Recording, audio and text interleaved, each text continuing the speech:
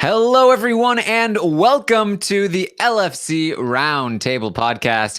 This is the podcast where we break down everything from the feeds, but also this time we're just talking about the season as a whole. It's our final wrap-up podcast for Big Brother Canada 6. We've talked to some people from the jury. We've talked to some people from the final two.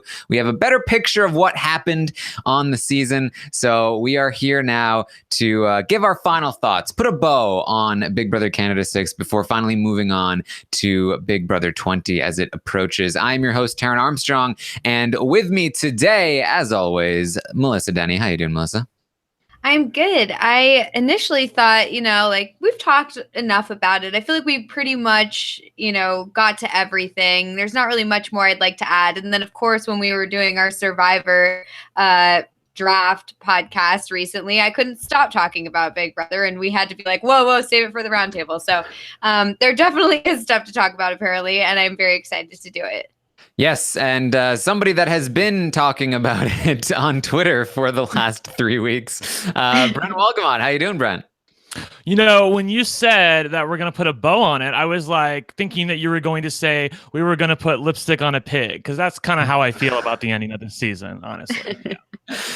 As I said, we are here live on robaswebsite.com. Make sure you join us in the chat room that we have open there. Send me some questions. You can also do that on Twitter at Armstrong Taryn. I don't have a whole lot of questions right now, so definitely open to getting some if you have any. Just try to make them short, because I won't be able to read long questions and podcast at the same time. So we'll do our best. Let's get into this.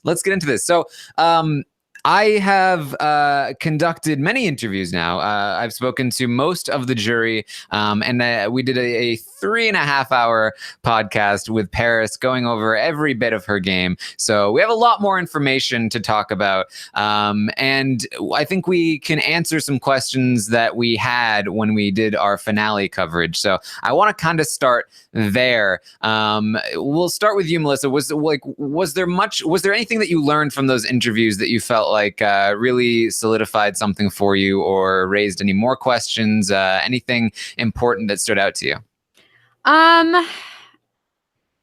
Yeah, I guess so. Well, first of all, I'd like to say that I feel like I liked everyone a lot more after hearing their podcasts. If there was any sort of negative feelings I had towards anybody after listening to it, I was like, you know what? They're a great person. They're a great guy or girl.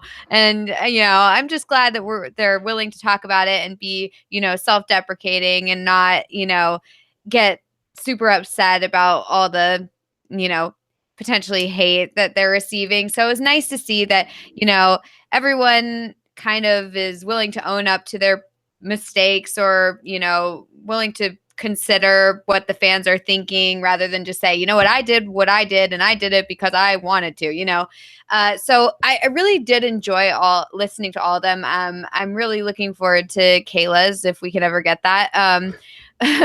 But I guess I'll say the thing that confused me the most after listening to all the jurors podcasts were when they kept saying that they couldn't see Kayla's game moves, that they weren't aware of what she was doing. I guess they were saying she didn't have an advocate in the jury to explain to them her moves.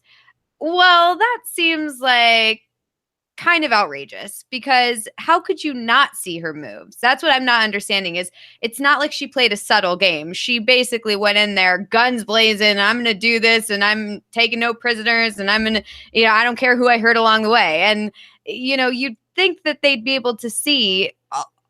I mean, she was in power like most of the time, and you'd think you'd be able to see that. I mean, I could see if things were reversed and they were saying they couldn't see Paris's game. I could absolutely see that, because it was hard to see her game. It was very subtle. Whereas Kayla's was not subtle at all. So I don't know if I necessarily buy what they're all trying to sell to us, that they just didn't see it. And there was no one in the jury to advocate for her. And, sorry about that. We didn't see it. And that just seems kind of weird to me.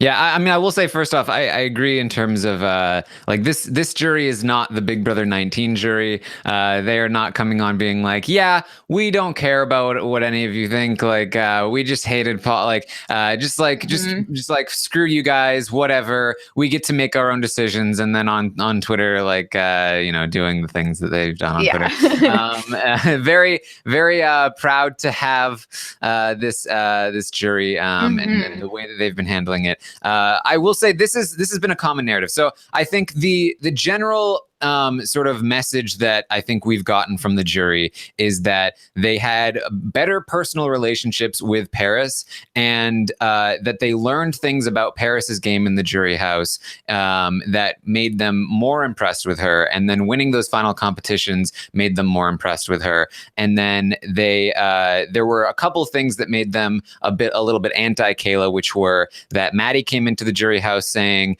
here's what Kayla told me, and Maddie was telling the truth. Kayla did tell her those things, that she claimed that she was responsible for Veronica's eviction, and some other moves that Allie and Liv in particular felt like, hey, now that those were our moves. Why are you taking credit for things that we've done? And then also this idea, and this is what I think Johnny was saying for the most part, was like we saw what Kayla was doing. She was like, everyone knew Kayla was a liar. Everyone saw Kayla's game. And meanwhile, we were learning things about Paris's game that we never had seen before. And that kind of gave them this impression of being impressed. In terms of like my response to your complaint about it, I think the person that said the most that like, oh, I didn't see what you're saying about Kayla. From my perspective, that's because when I started talking to Johnny was saying, yeah, I mean, I saw Kayla's game. It was right in front of me, and I liked Paris's more. I learned more about Paris's as I went along. Paris's was more hidden. And he was like, so like, Taryn, tell me why, like what I'm missing from Kayla's game. Like, why did you think Kayla played a better game? And then I explained some of my perspective to Johnny. And so he was like, okay, I didn't really see it that way. So when Johnny's saying, I didn't see Kayla's game, he's kind of saying, I didn't see it the same way that you saw it. I didn't look at it in the same way that you guys looked at it. I looked at it as this, like she was just very out there, very obvious, and just winning competitions. And there wasn't a whole lot else that he thought was going on behind the scenes. And there wasn't a whole lot else that was going on behind the scenes. But I don't think he's claiming that like, oh, we didn't know what she was doing. He's more saying, I didn't see what you guys saw, in terms of that sort of thing. So, which kind of seems crazy to me. I mean, like, I see what you're saying, and I totally get it. But it seems a little crazy that they're not seeing what we saw, which is exactly what happened. Like, Kayla really didn't have a lot of subtleties to her game, and we saw exactly what was happening. Right. And like, it's not like we saw, like, we saw Paris talking to herself to the cameras. We saw like the intricacies of that. And so I could see why they wouldn't see that. But we saw what Kayla was doing the whole time. And what Kayla was doing was in front of everyone. But I mean, I think what Johnny is saying is that, like, if anything, when people are talking about Kayla's game, I feel like they're maybe hyping it a little more than maybe it deserves. And so Johnny's like, I didn't see what you guys are saying. I only saw the Kayla that won competitions, that lied to people about things, and she was successful sometimes, but she got caught most of the time. Like, he's basically saying, like if you're saying that she was like some mastermind behind the scenes doing stuff, I didn't see that, and I'm sorry that I didn't see that. And maybe if Derek had been in the jury house, he would have been able to explain those things if she was doing them. But I do think that they, for the most part, saw all of what Kayla was doing, and just decided that what Paris was doing was more impressive in terms of their perception of what that was. I mean, in terms of also, like, like you said, Kayla winning competitions, I feel like they all said, we don't put a lot of weight on winning competitions, except they all seem to put a lot of weight on Paris winning the final HOH, when like Kayla won all the competitions before that. So much weight on Paris winning that last competition when they didn't care about Kayla. I know, right? Sorry, did you lose me? Yeah, your audience went, woo! Yeah, Darn we're it. I was just saying, like, that they were saying that they we don't put any weight on it, and then they put a ton of weight on Paris's last win, being like, she took herself there. It's like, yeah, but Kayla took herself there all the rest of the time. Like, it's just, Yeah, that was the most infuriating part for me of the many things that were said in many of these interviews was the fact that they were like, oh, well, what happened in the last two competitions in this hypothetical scenario that you're talking about, Taryn? Did Paris win one of the last two competitions? I'm like, Maddie, shut up. Like, you have a woman over here who is the most comp winningest female in the history of your freaking show. What the hell are you talking about? What happened in this one competition over here at the end? Like, shut up already. I was so sick of that. So, Melissa, the answer to your question is they didn't want to see Kayla's game. They saw Kayla's game. They just didn't want to see it. You know what this is? I've honestly found the perfect analogy. What is happening here is exactly what happens on Survivor. The stuff that we complain about every season, the stuff that we complain about last season with Ben and Chrissy.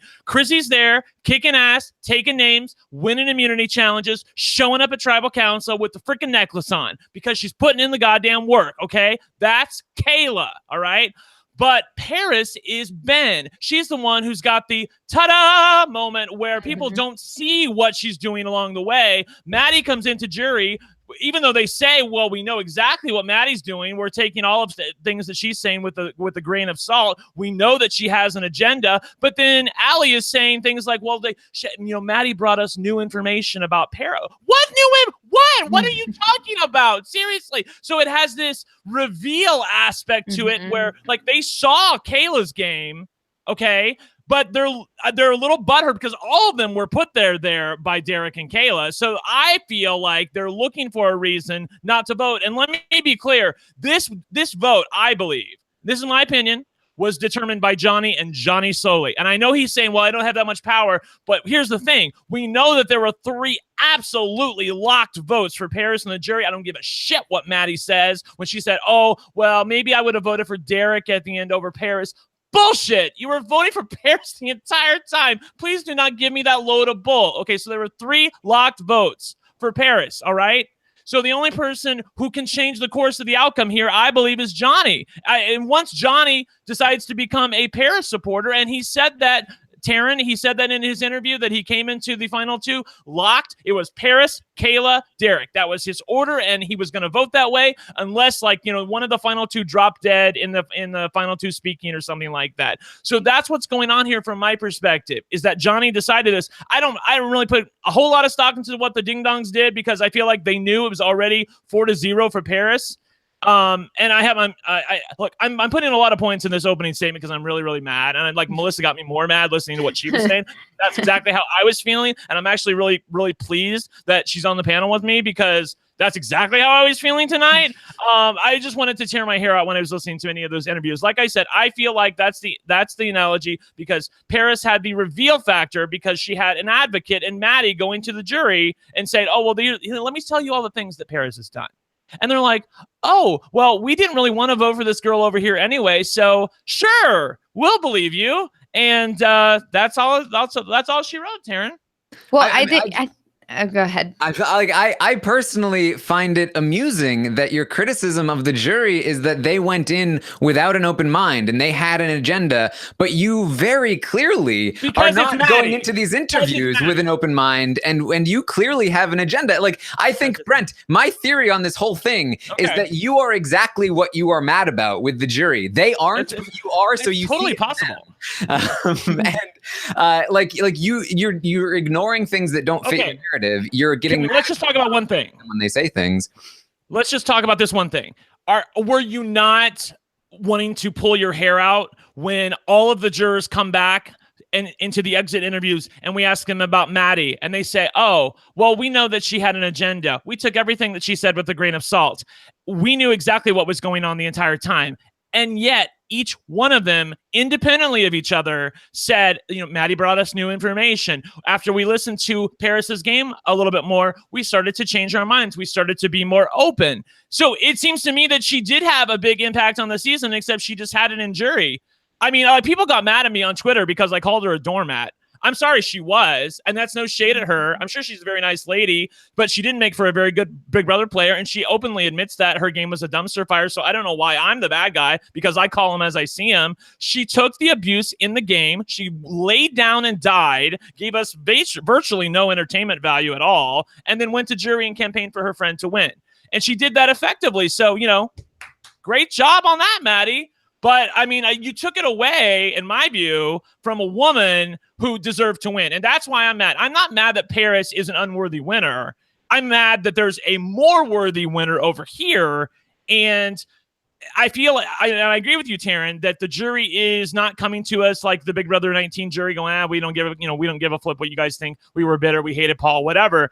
They really don't want to be that. I can tell during all of their interviews, they're like, well, we weren't voting bitter, for all the people that say that we were bitter or that we were butthurt. But it's clear to me that with at least a few people, that's how it happened.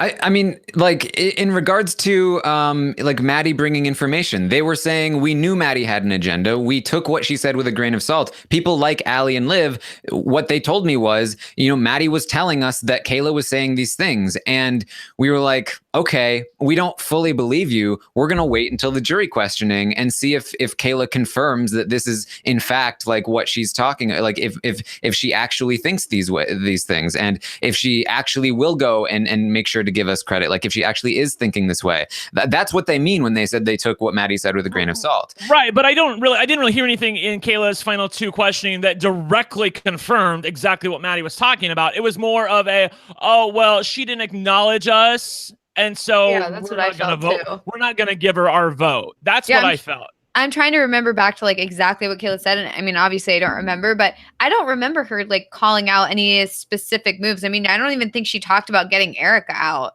which I feel like is one of her biggest moves. So I feel like she just was like, I got here, I had to win competitions, blah, blah, blah. But I didn't really get the sense that she was like directly taking credit for what other people believe that they had done. Right, but like what Allie and Liv were looking for was to see that, to confirm that Kayla it didn't say those things, because Kayla had said those things directly to Maddie, right? And so Maddie just relayed those things to Allie and Liv. They didn't fully believe it at first. That's what a very slanted view of things. It's just such garbage that people are looking for Kayla to be like, you guys all did this. This is all your win if you vote for me. Yeah. Like, why would anybody want to argue? Like, I get why they would feel that way. And I get that it's like Paris did a really good job of like giving her speech directed towards them, like what they would want to hear, what she knew that they would be looking for. I think that was spot on, great. But I feel like it's frustrating that you have to play so much to the jury rather than trying to give yourself the credit, even if you think you deserve the credit, or even if you do deserve the credit. You have to give everybody the credit because everyone that's what Big Brother is. Win. No, I get it. I'm just saying that like that's frustrating to me. That it's like, why can't somebody just take their own game and be like, I did this. I got myself here. I did this. Rather than being like, you all did this for me, and this is a win for us all. It just seems like so annoying to me. Well, sure. I mean, you'd be good friends with Russell Hantz. He feels the same way. I mean, well, because I can't imagine like Dr. Will or someone being like, being like, you guys all did this for me. This is a group win. Like he would never give a speech like that. So it's just frustrating to me that like now all of a sudden we have to play that way. And yeah, it's the game and that's the way it is, but it sucks because that's not the way that it used to be. Taryn, I have to tell you that I was absolutely floored when Johnny said that he was a fan of Rachel Riley on Big Brother 13, because to me, the analogy could not be more clear. You have a kick-ass female in the final two, part of a showmance, basically good at winning comps, moving power, moving the game along, doesn't give a shit about people's little butthurt feelings. Okay, she gets to the end. She's against a member of a trio who didn't do a whole lot in the game, slept for the first part of the game, wins a comp or two at the end, and it's a close vote at the end. But in this scenario, everyone votes for Portia. No one votes for Rachel. So, and he was like, what? How dare you? But I'm like, that's exactly what you just did. Like, you can't see it because apparently you're too close to it. Apparently it doesn't feel the same to you when you're in the house. And I was a little hurt when Johnny said, I said, I thought that you would vote for her because I thought you would say, game respects game. And he's like, well, I never really saw it that way. I'm like, you didn't see it that way? Because I was really hoping you would have seen it that way. But instead, look, I will say this, Taryn, that I do think in some ways we're saying sort of the same thing. It's just we're couching it a little differently because on one hand, you're saying, well, these are the social relationships that Paris formed, and that's why she won the game. I, on the other hand, am saying that people's butthurt feelings are causing them to like look for reasons not to vote for Kayla, and they had better relationships with Paris, and then that's giving them the pass to overlook Kayla's game and then vote in favor of this, version of it that Maddie presented to the jury. But I don't believe that it's based in reality. But I think what you have to realize is that Johnny felt more played by Paris. He felt like Paris is the one that got me more than Kayla. I saw I always knew Kayla was lying. It was just a matter of it's the reveal factor. It's just it's just a matter of like who is going to answer a question before me, like who is going to win a competition before me. Please stop. No. He said he was locked when he came in. He said he was locked when he came in. Those speeches didn't mean jack to Johnny. I'm not talking about the speeches. I'm talking. Okay. I'm talking about a competition. It's like he saw Kayla as like, okay, it was me versus you in the competitions. Meanwhile, Paris tricked us all into not targeting her at all, and there were lots of situations where I didn't realize what Paris was doing, and he felt played by Paris, and that's why he wanted to give her the vote. Allie felt played by Paris. She felt she was pissed at Paris. Allie was bitter against Paris. We see evidence of that in the jury videos, and she went against that to vote for Paris because she felt like that was the non-bitter option. Right. That's the thing is I don't want people saying that we're saying that the jury was bitter because they didn't vote for Kayla. That is absolutely not what we're trying to say. I don't believe the jury was bitter. I believe they were trying to go so hard against being bitter that they were using that to help craft their decisions because they really didn't want to be seen as bitter. So I'm not saying that they voted for Kayla because they were bitter against her or anything like that, because I see the chat is saying that, and that is not what I'm trying to say at all. And I think that Brent's completely right about the shock factor. It's the reveal. It's like because from the juror's perspective, you're only seeing part of it. And so you come in there in the finale, you see Paris wins the final HOH. So it appears as if, whoa, this whole time Paris could have been winning, but she purposely wasn't until she needed to, which was now. Wow. And now I find out that Paris has been playing all of us and doing this really, great social floating game.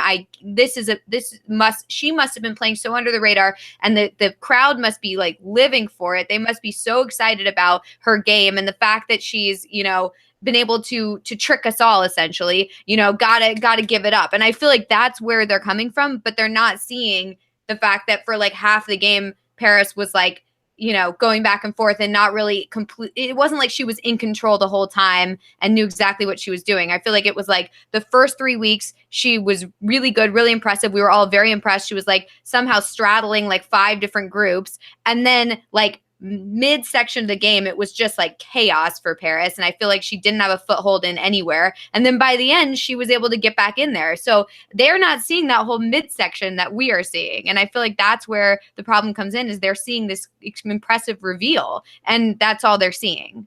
Right. And that's, I think, a credit to Paris for hiding that and being able to give them the perception that they have. And that also addresses what you guys were talking about before in terms of the competitions. The reason why they valued Paris's competition wins ahead of Kayla's was because they were like, okay, wow, Paris threw all those competitions until the end when she needed to win, because she didn't need to win any of those competitions before. If anything, it's a detriment to Kayla that she has to win all those competitions leading up to the finals. And then when Paris finally starts trying, she loses them, and Paris makes it to the end. That makes Paris look like the better player, and it's hard to see otherwise.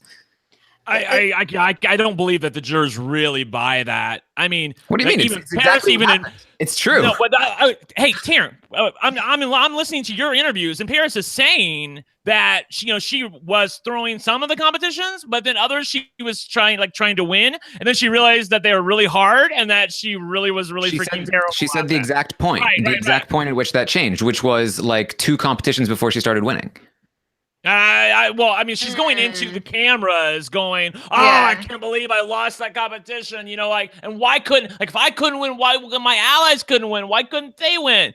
So I don't necessarily believe that she's throwing all of those competitions along the way. I think she threw the first couple. I think she, the drink competition, all those, the first maybe 4 HOHs, I agree that she has no business winning, but I do believe that she was trying to win. It doesn't matter what I think, though. It matters, what the jury thinks. things. And the jury, like I said, I really do. I agree with Melissa because they can't see their nose in front of their face. Like they see this person over here. Again, most comp winningest female in the history of Big Brother. And they're going to overlook that for some surprise at the end.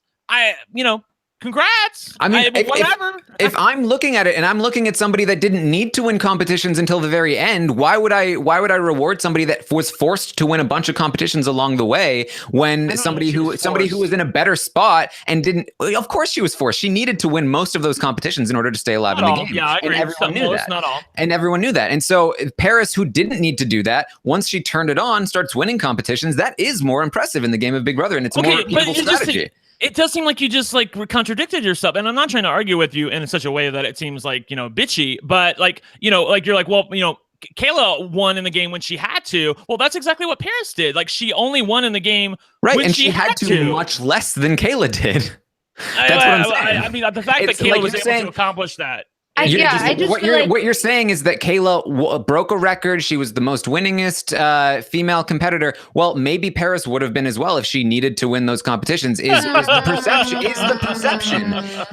perception that they have because she was throwing those competitions, and being somebody that doesn't need to win competitions gives you more options in the game, and it's a better spot to be. And to say that you think Paris wasn't throwing those competitions, she was actively saying that she was throwing the competitions. She would say to the cameras, maybe I need to win this maybe I need to win this competition. Maybe I need to. But then by the end of the week, every single week, we'd be like, oh, now she's back to throwing the competition again. Now she's going to complain about it after it's over. And she's going to say, I wish that I had won that one. But she would actively say that she was throwing them until the one where she said, oh my God, I've started to try and I failed. Right. I've totally underestimated myself. And that was just a few competitions before she started winning. And I'm not saying that Paris is a better competitor than Kayla in competitions. That's clearly not true. But the perception of being somebody that can throw competitions because you don't need to win them until you do need to win them, and then you start beating the people that were winning them before and may have broken records, that is more impressive in the game of Big Brother than somebody who is forced to win so many.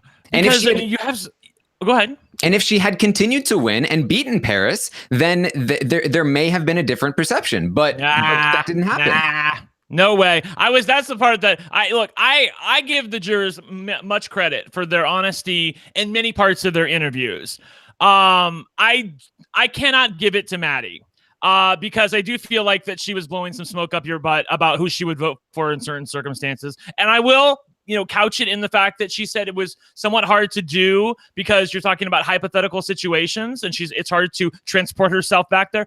But she needs to own the fact that she was always voting for Paris. There's never a situation where she's not. And the other thing that pisses me off about Maddie's interview is that she was constantly trying to say things like, well, I can see where the jury would see that or would perceive it that way. And that's not necessarily untrue. It just sounded like a lot of political doublespeak to me, where she was. I mean, look, the real tea is right. Well, the real tea, Maddie, is that you came to jury with an agenda to get your girl Paris to win. You need to own that. She did. She wouldn't own. She didn't own it to me. She was trying to say, well, I wish. She tried. No. She tried to say, well, picking pieces of the interview. You're like she actively said, yes, I went in there with an agenda. I'm trying to say. What she said in her interview, okay, was that I lost my train of thought. What were we talking about again? You said that you said that she denied going in with an agenda, but she did say to me, I went in there with an agenda. She went in there with a specific agenda because she wanted to say, when people brought up Kayla's game there, she was like, well, are you sure? Like Kayla's game? I don't know. It was just a lot of backstabbing about Kayla's game, and she was out trying to talk up Paris's game. And but then she would say later on in the interview, well, I can see where the jurors would think that I was anti-Kayla. And, I don't personally believe that it was that way, but I mean, maybe it came off to them that way. Like, just say what you mean. Like, I mean, that means nothing to me. It was just frustrating listening to that interview because I felt like we were getting no answers and yet all of the answers at the same time based on what she was saying. I think that you discredit people for trying to give the full answer. Like the same thing happened with Johnny when Johnny is telling you, and you're asking the question like, did you have? Can you tell me that you didn't have any bitter feelings toward Kayla or anything like that? And Johnny is trying to give you a very genuine and open, honest answer, which is that like I tried to do my best, and I know that I had feelings one way or the other, and I did my best to shove them down. When like the obvious thing to do to Brent is to just like shut it down and say no, but he's trying to be open and honest with you, and you're using that against him and Maddie and everyone who is trying to be open and honest about their thought process. No, I don't. I'm trying to give you the real tea, and the real tea with Johnny on that specific point. Okay, wait. Can I talk? Can I just finish one sentence? That's why I stopped. Because I know I feel like you're getting over in your corner, and you're not even listening to us at this point because you're so, you're set in what you believe now, so you won't listen to us and what we're trying to get across to you. Okay. I have been addressing everything that you've been saying. Yeah, it's in it. I mean, like I feel like it's been in a confrontational manner where you're not giving what we're saying much credit. It's always like, yeah, but this is coming from the person that's literally saying I don't believe a word they're saying. I know, but then why do you get mad at me for it? I don't understand. I'm just like I have said to you that I feel like that we are saying the same things at different times. Okay? I mean, I feel like that there are. I think like there are elements of what you're saying that are like me. What? Well, go ahead. You keep interrupting me. So I think there's a reason why I have agreed with Melissa on many points, and I have not agreed with you on most points, and that's because I'm having a dialogue with Melissa. Oh my God. Go ahead. Look. All I know is that I agree that there was some sort of like wishy-washy answers where it's like, yeah, I could see why it might be seen that way, but I absolutely know why she's doing that. Like, because at least with BBOTT, when everyone was hating on me and everyone was hating on all of us for our various opinions, it became really, really hard to be strong and steadfast in whatever you were believing, because the second you did, you'd get a ton of hate. And I could see why Maddie would try and be very equivocal about her answers, so that way nobody can really get super pissed at her for whatever she says. I mean, if she were to come in there and say, I mean, whether this is the truth or not, if she were to come in there and say, I would absolutely have voted for Paris no matter what, there's no way I was giving Kayla a vote, that would have created a huge uproar. So I can see why Maddie and the other jurors might have been very like, I get where you guys are coming from with the Kayla thing, but I guess I just tried to do what was right, like that's why. I mean, it sucks because you want to get the absolute truth and you want to hammer them and be like, okay, no, but tell me the truth. Were you or were you not going to vote for this person? But I can see why they're not gonna be completely. I mean, especially because the fan base has been so divided as to whether we think Paris or Kayla should have won. So, it's evident to me that they're aware that there are many people out there that think they got it wrong. I mean, I could hear it through Johnny's voice. He's like, well, why do you feel like that we got it wrong? Like, well, where's this coming from? I'm sure they're getting hammered with people. Yeah. So I can see where I do take your point, Melissa, that that's probably why she did it. On the other hand, as someone who holds his opinions and doesn't really care what the fan base says, I feel like that it's incumbent upon you to give the people your real opinion and call it like you see it. And I guess maybe Maddie is answering her jury questions in much the same way that she played the game, like Tara noted earlier, because he's just like, that's Maddie. I'm like, okay, so that's just how she was in the game, so that's how she's going to be now. I thought that we were seeing a different Maddie throughout the interview process than we were in the game. And apparently it's not totally true. It seems like that there's much of the game Maddie still there, which, to be honest, is a disappointment. I mean, of course, like game Maddie is still part. Like she still speaks the way that she speaks for the most part. But as a counterpoint, I know that a lot of the people that I interviewed weren't even aware that there were people that disagreed. I had to inform Johnny. He was genuinely surprised when I told him. Because he's coked up on painkillers at the emergency room. Exactly. And Maddie was very similar when I first started talking to her through DMs. She had no idea that there was anything like that. And even in the interview, she wasn't as aware of the controversy. And when I spoke to Paris about her game, she had barely listened to anything. She has not watched the season back. These are not people that are hooked in. That one I can't believe. I listened to that entire interview, And I feel like she was saying little things here and there, like, well, I know the fans are saying this. Like, she was very aware that the fans were very down on her about the whole talking to the cameras thing and whatnot. She was like, please, for future people, don't do that at all. That's a terrible thing to do, because she's like, I didn't know that I was going to be crucified for it. Which is too bad. So please don't tell me. To talk to the cameras. Yeah, please don't tell me, Taryn, that they don't know, because they do know. They're just trying to act like they don't. What do you mean don't tell you? Like, I spoke to Paris for 3.5 hours. I spoke to her off air too. I genuinely believe she did not. I can tell you exactly Fine, we get it, Taryn. You guys are BFFs. I can tell you exactly. I can tell you exactly why she had the when she talked about, like, oh, I know there are people saying this, because she had many directed tweets at her about me saying that I was trashing her game and that she shouldn't do an interview with me. Yes, okay. And so she was like, oh, I know you're like super pro Kayla, and I was like, that's not really not. You're really like, that's not me. That's this bitch over here I work with. Like, I mean, that's what happened.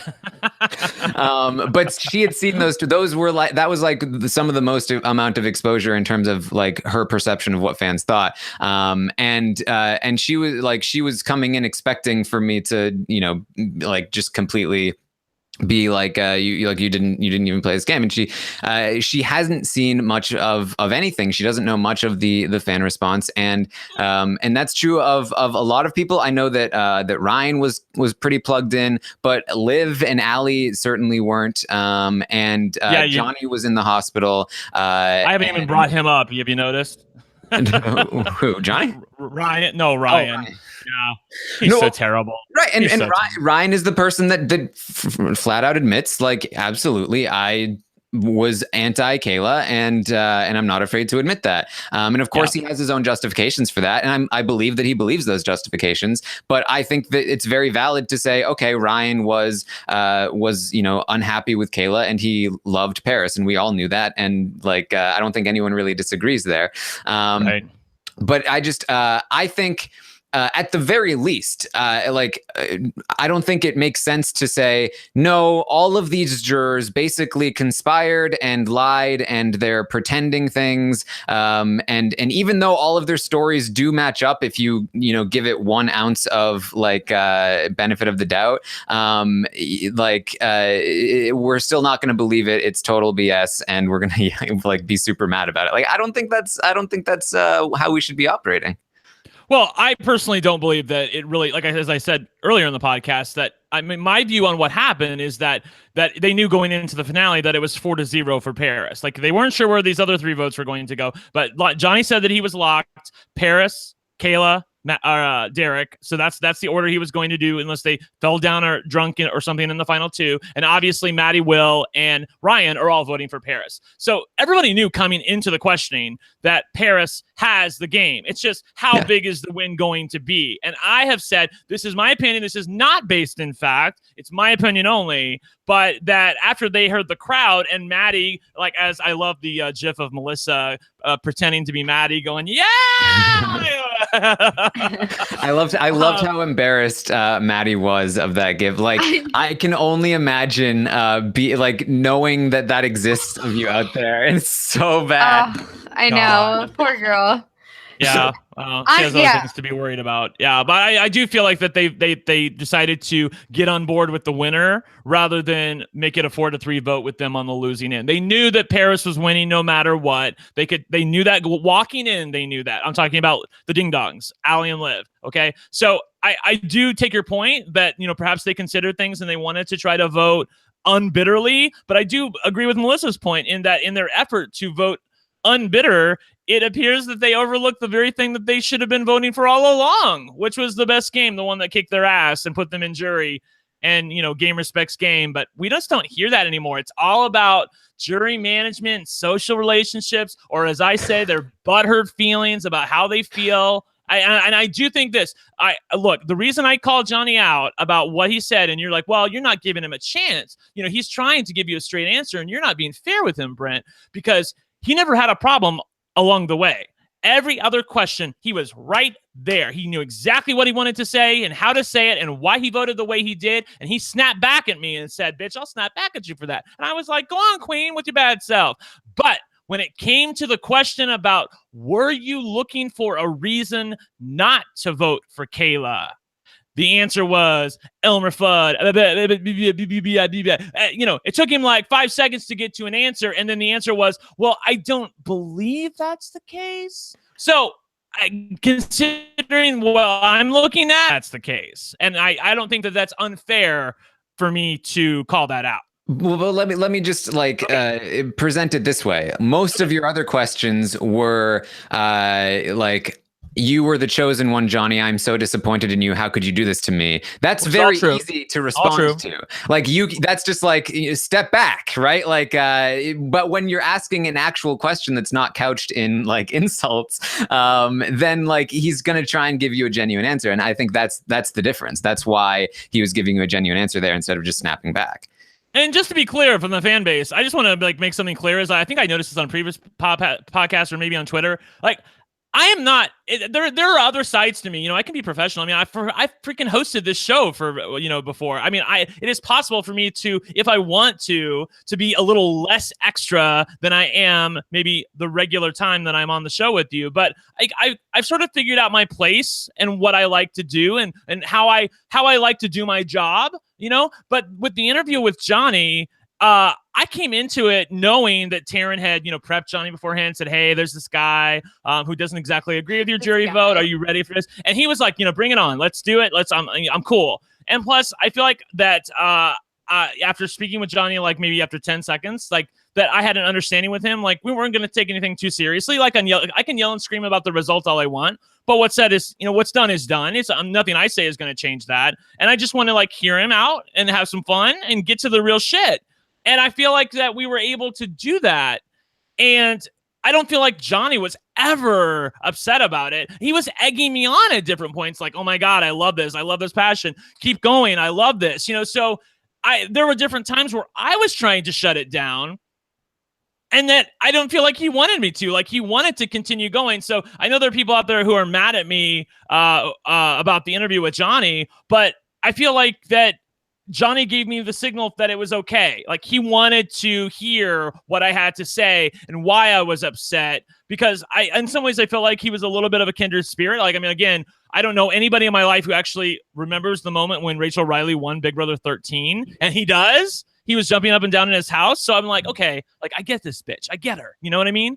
Yeah. I feel like it's a situation where it's you have to read your audience. And I feel like Johnny, of all people, can take that sort of thing. And he also he's a huge fan of the show. I mean, right. He really is. And I think that he would appreciate having other people with different views asking him various questions about why, he voted the way he did, rather than just getting, easy questions or whatever. Maybe some people might need easier questions, or some people can't really handle people coming at them. But I feel like Johnny can handle himself. The best thing that he said, Taryn, was when he said, I know how it is as a fan when you when you get to the end of the game and you think your favorite's going to win and then they don't, and you're bitter and you're pissed and you're butthurt about it. And you're like, what the hell happened?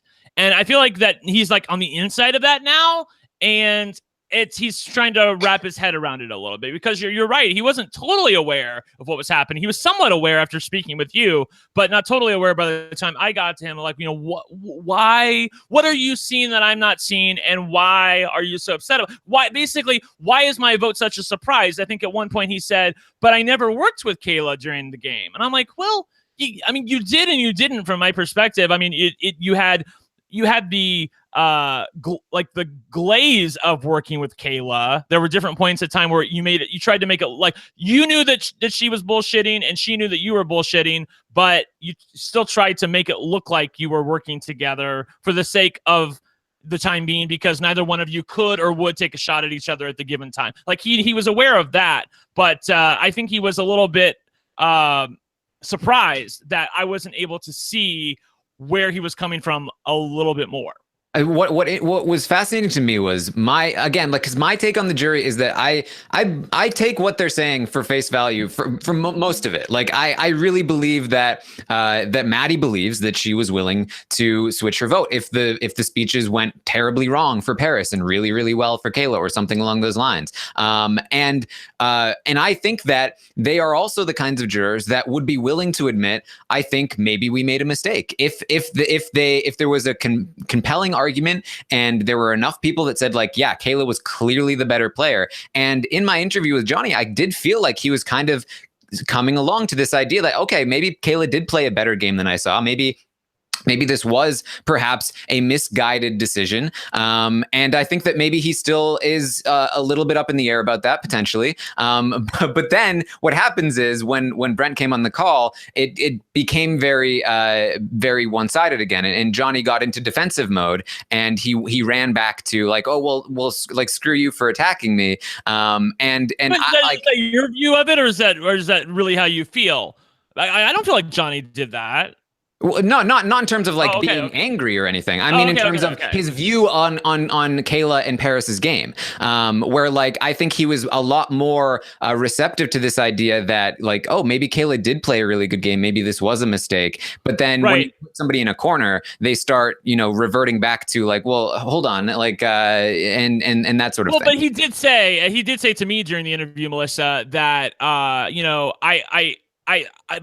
basically you guys get to see everything on the outside and you guys have live feeds. We don't have live feeds. That's not a part of the Big Brother experience, as you know. And so we don't get to have that. I felt like that was him trying to say like, look, if I would have seen everything that you guys saw, then, maybe this outcome would be different. Exactly. But I couldn't. And so thus it's not. Like, that was the best part of the interview that I got with him.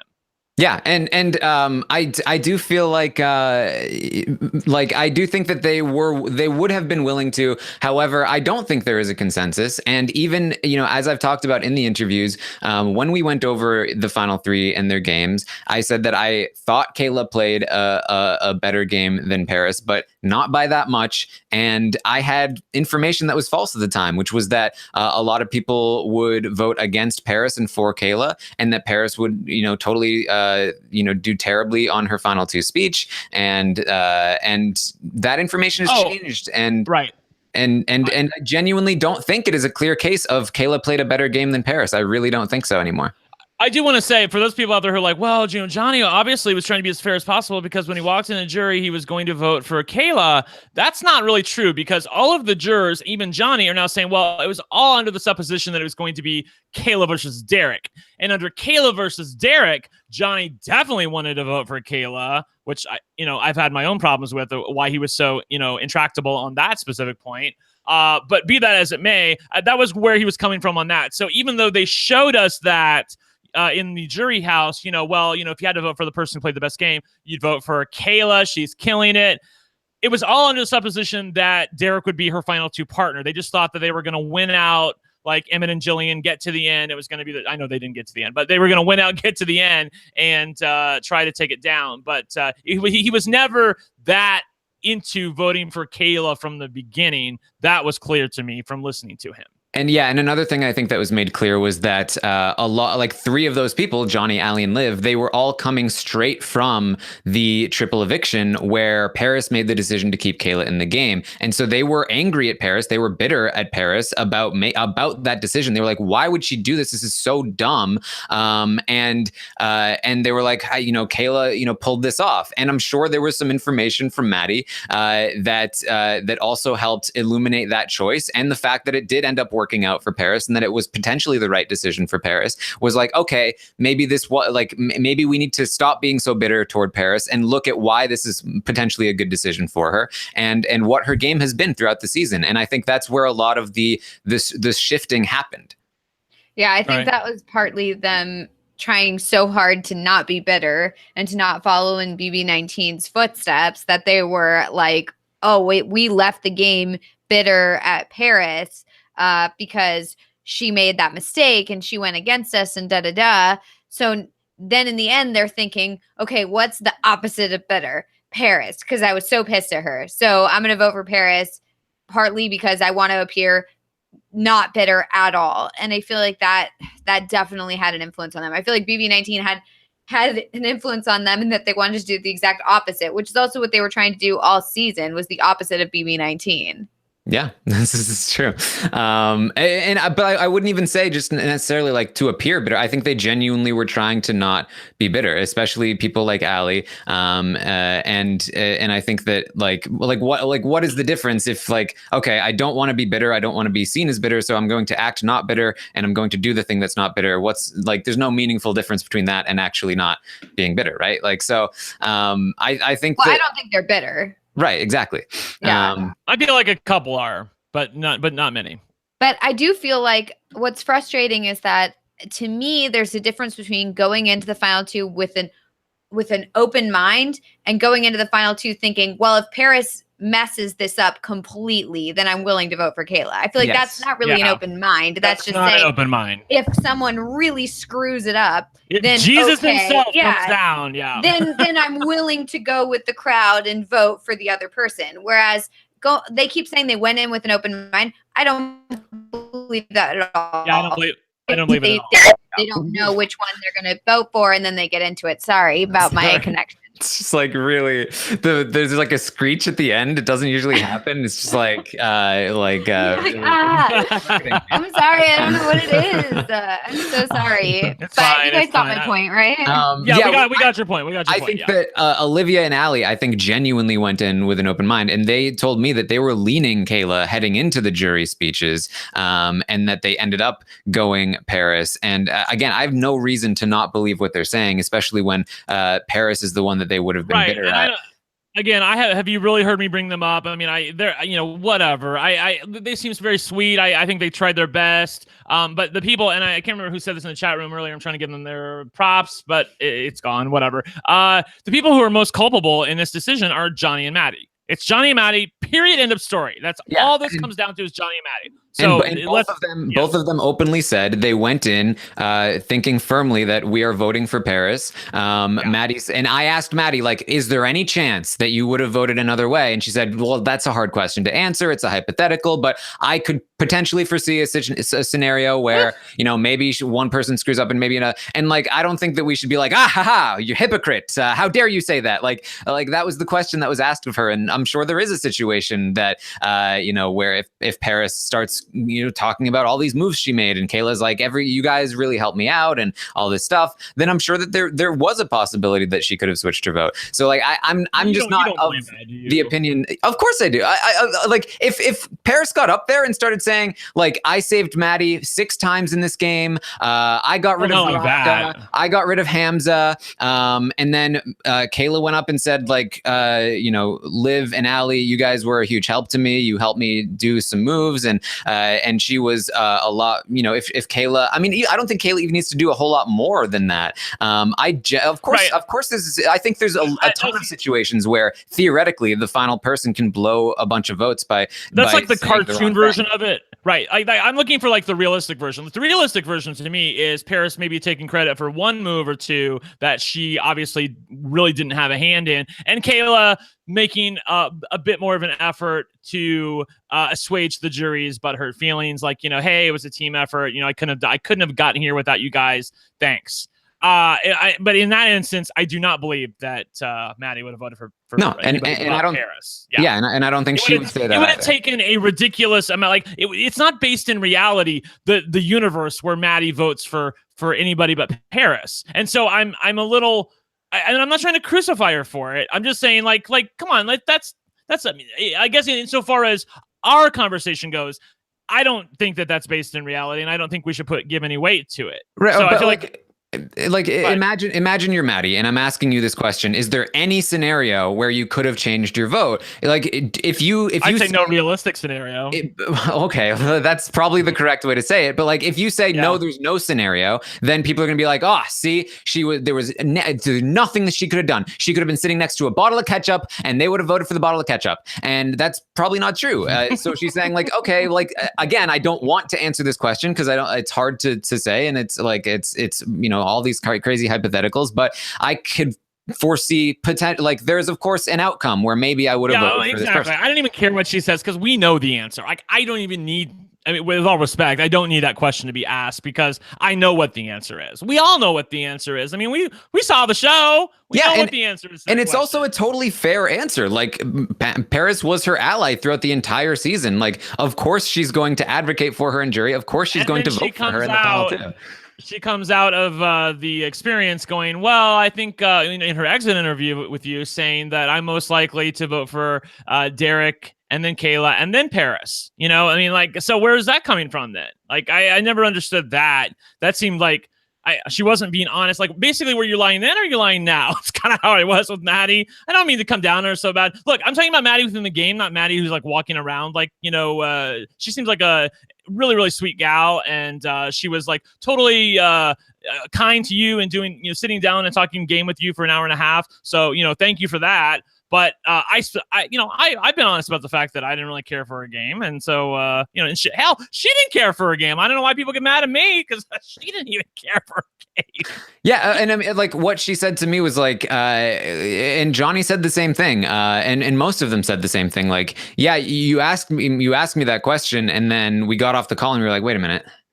Was that the truth? Like, you know, this is right after you get voted out of the game. You're doing a bunch of different interviews. They're asking you a bunch of different questions. Like, I can believe that, like, in that moment, she was like, okay, who am I most likely to vote for? Well, it's probably going to be Kayla. Like, she's probably going to be there. And I'd probably vote for Derek over Kayla. So, Derek, Kayla, and then Paris.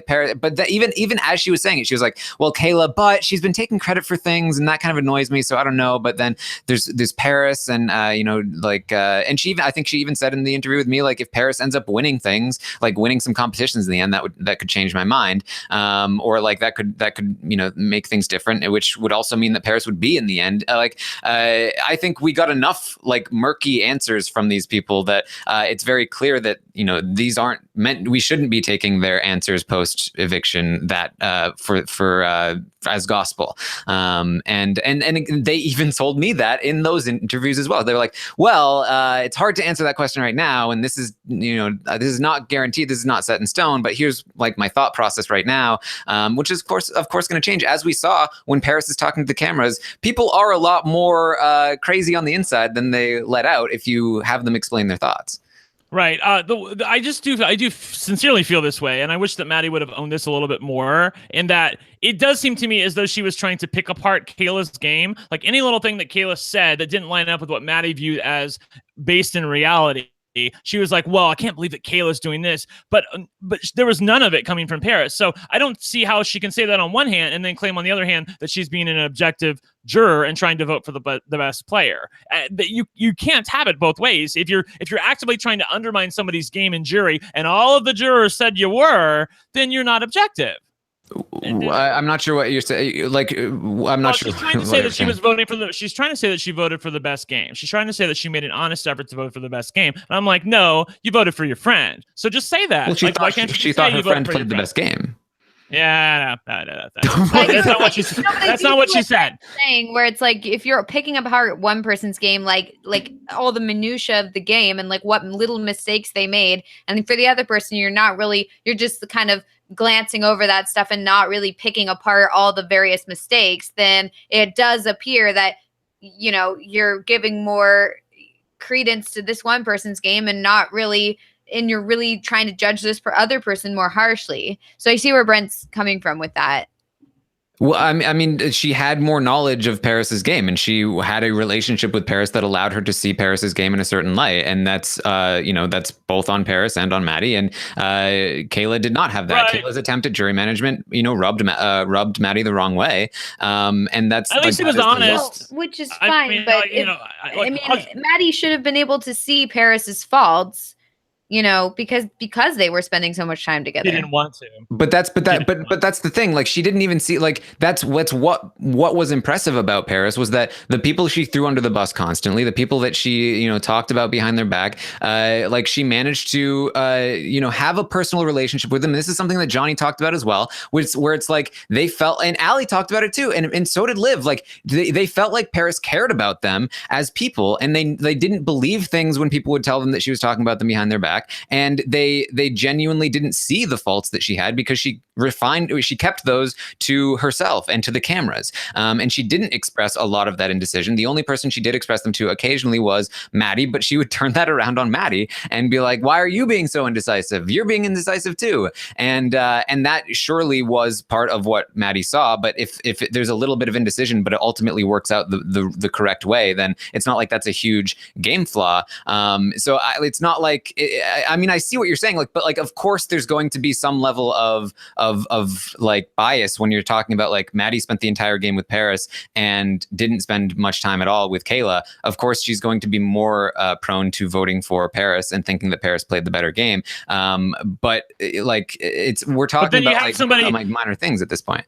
Right, but then you have somebody like Allie and Liv who spend most of the game working with Kayla and then don't get to the end, or they don't get to the end and then they don't vote for her. So right, that was, which I think says a lot about Kayla's jury management, which she told me she had no strategy for. Right, I've said that about Kayla, and that she gave an honest answer about jury management. I didn't have a strategy. I mean, like, it's one thing if you know that term or if you don't. I mean, I don't know if Kayla is aware of what that term, what that connotation is necessarily. I mean, I do feel as though she was honest with people. She didn't try to sugarcoat things. And that's probably why, look, honestly, that's probably why I identify with her so much, is because she subverts gender expectations. And I really, really appreciate that about Kayla specifically, because she does what you don't expect someone who is typically in that situation to do. And I feel like Paris, for the most part, conformed to gender expectations. And then the jury gets in, especially with Johnny as, arguably the foreperson of the jury, the person who's the swing vote, the person who's probably going to decide it. And he votes for the woman who more often than not conformed to gender expectations, not subverted them. And that's probably why I have the biggest problem with this jury's decision. Look, I don't think we're going to change any minds tonight. I believe that the jury got it wrong. I believe at best they were misinformed. At worst, a couple of them were bitter, or at least looking for reasons not to vote for Kayla. I do think that you honestly believe, after listening to the interviews, Taryn, and I can see where you're coming from on this after listening to the interviews myself, that that the jurors were making an effort to vote for the person who they viewed the best. But I do believe that they did that within the confines of, but I really don't want to vote for Kayla. So let's see if we can find another reason to vote for Paris. Oh, Paris did these amazing things that you're telling me about, like the ta-da moment. So like that's good. That's good. I can vote for her. That's good. And it'll look good because I won't seem bitter to the fans. And I know all these other 4 people over here are already voting for Paris anyway. So why not? So that's how I view things, how things happen. But like who are you specifically referring to? Because we know that was not the case with Liv and Allie. We know that was not the case with Johnny, who is also bitter against Paris when he went into the jury. Like who are we talking about here at this point? Allie's interview also disturbed me, because she was the one who kept saying that, I knew exactly what was going on with Maddie. I didn't take anything she said at face value. She seemed like she had a specific plan when she came into jury to really undermine Kayla's game. But then she got exactly what she wanted, and you gave it to her. Like, do you not see that? That's why I wanted you to call her out in the interview, which I wasn't invited to, by the way, to try and get her to say, hey, you don't see the juxtaposition of you at one point saying that you knew exactly what Maddie was doing, and yet going into the final 2 voting and doing exactly what she wanted in the first place. That doesn't seem off to you? Well, from my perspective, I think that's like very clear. Like, this is the same person that she's, thought that she was the mastermind behind Johnny being saved the week that Johnny saved himself. Like, of course, like from her perspective, she was like, I know Maddie is potentially lying to me right now, but the information obviously did influence her, and she also said that. And so like I personally didn't feel the need to like call it out, because I thought it was right there in the interview. Like it's clear as day. I'm not throwing shade at you. I'm just like, I mean, there are a couple of times I do wish she would have pushed back on a few people, but I realized that we're not the same, so I don't expect you to be me. But what I'm saying is that it's very clear that like she, I mean, what happened was Maddie came into the jury house and she was very clearly trying to campaign for Paris, and she was saying these things about Kayla, and at first Allie was still bitter against Paris, and she was like, screw you, I'm not taking anything you say. But she heard what had been said, and she said herself, she was influenced by some of it, and then it ended up being part of what changes her mind when she goes to the final two questioning. I don't think there's much that's contradictory there. I do believe that part is at least partly true, because when Maddie came to jury, she's saying these things, and I think that she was probably very good at it insofar as trying to get across, what Kayla was doing wrong, why they shouldn't vote for Kayla if it got to the end, and they're already because of Kayla and Derek, and they're like, well, maybe we're looking for a reason not to vote for these people because we don't feel that warm and fuzzy about them anyway. And then they hear Maddie come in and talk about all these things, and then Will comes into the jury house, and Maddie can say, Will, did we not do this? Did Paris not do this? Did Kayla not say this? And he's like, yeah, of course. And then there's a little bit of confirmation, and maybe it starts to sink in to the recesses of their mind. Maybe it just gets to a point where they're like, I know maybe I shouldn't take it too seriously, but maybe there's an element of truth to that. And I guess that's the part that disappointed me the most. Like you heard in my interview with Johnny, when I was talking to him for like 15, 20 minutes, I said that, the fact that Maddie would have had such a disproportionate effect on the jury is galling to me. And of course, he immediately tried to push back on that and say, no. We knew exactly what she was doing, but then she got what she wanted. So how are you saying what I'm saying is untrue? And I don't know. Whatever, Tara. I'm tired of arguing. But again, I think it's just a matter of like how you're approaching the conversation in the first place. Where when they say like Maddie didn't convince us to do anything, it's because like probably nothing Maddie said in terms of like Maddie didn't lie to them and give them false information and trick them into doing something necessarily. She told them that they know of, that they know of, and they believe that's true. And I personally also probably believe it's true because what they said and what she said, and what Paris told her to say, it all matches up, and it's all true. And so like Maddie gave them actual information, so they don't feel like they were manipulated into voting for Paris. They feel like, well, we took what Maddie had to say and we adjusted our own opinions based on what Maddie said, which I think is a valid way to view that. Cool. So yeah, I just want to say that like I really did enjoy Paris's interview, and I felt like I learned a lot, and I thought she was really great in terms of her personality and just listening to it. But there was one part that I really did not like very much, which was when you asked her about the her going and meeting with the past winners and if that influenced her, and she was like, "Oh, I don't think so," but I mean, it had to have influenced her. Well, didn't she say yes? She said it influenced her a lot. It sounded like, to me, I don't know. I was specifically listening for that question because that was what I wanted asked. And I felt like she kind of was saying that, it was like good to talk to them, but it didn't change the way she portrayed her game in the final speech. From my memory, I asked her if it had an influence, and I think she said yes, it had a big influence. Then I said, what were the specific things that changed? And she couldn't really. She was like trying to think of specific things, like the being a lawyer thing, being in law school thing. That was a specific thing. Like I can't think of anything else specific. So maybe right. I guess we're kind of like lost in the language there. The way I kind of heard it was that you were like, well, that seems to have influenced you a lot, and she was like, yeah, no, it definitely helped me or something like that. But it wasn't like, because to me, it seemed like she went into there.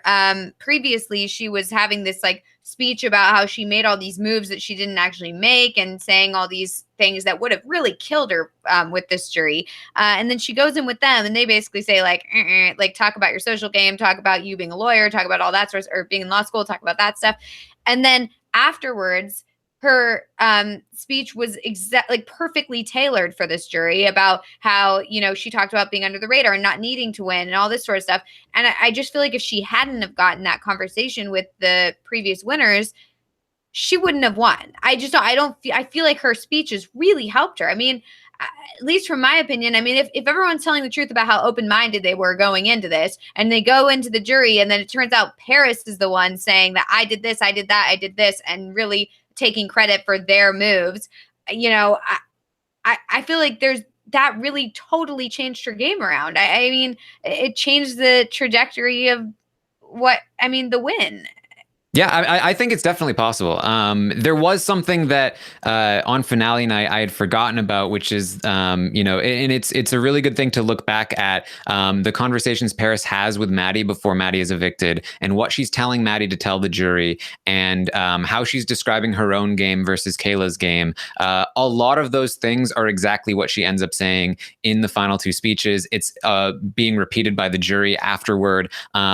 So Paris did have a very good read on what she should be saying and what Kayla will probably be saying, and how to paint Kayla in a bad light. But I do agree that when she went into the winner roundtable, her speech was not very good, and they definitely gave her some pointers. As somebody mentioned in the chat, she did have some other things planned, and then she just kind of winged it on finale night.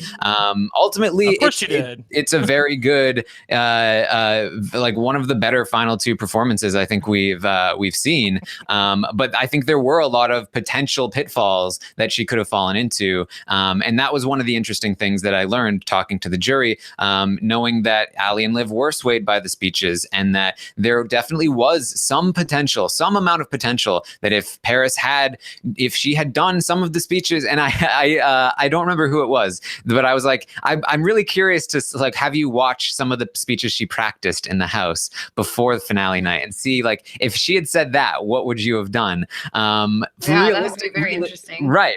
Realistically, I don't know if she was ever going to say that, especially with the time constraints.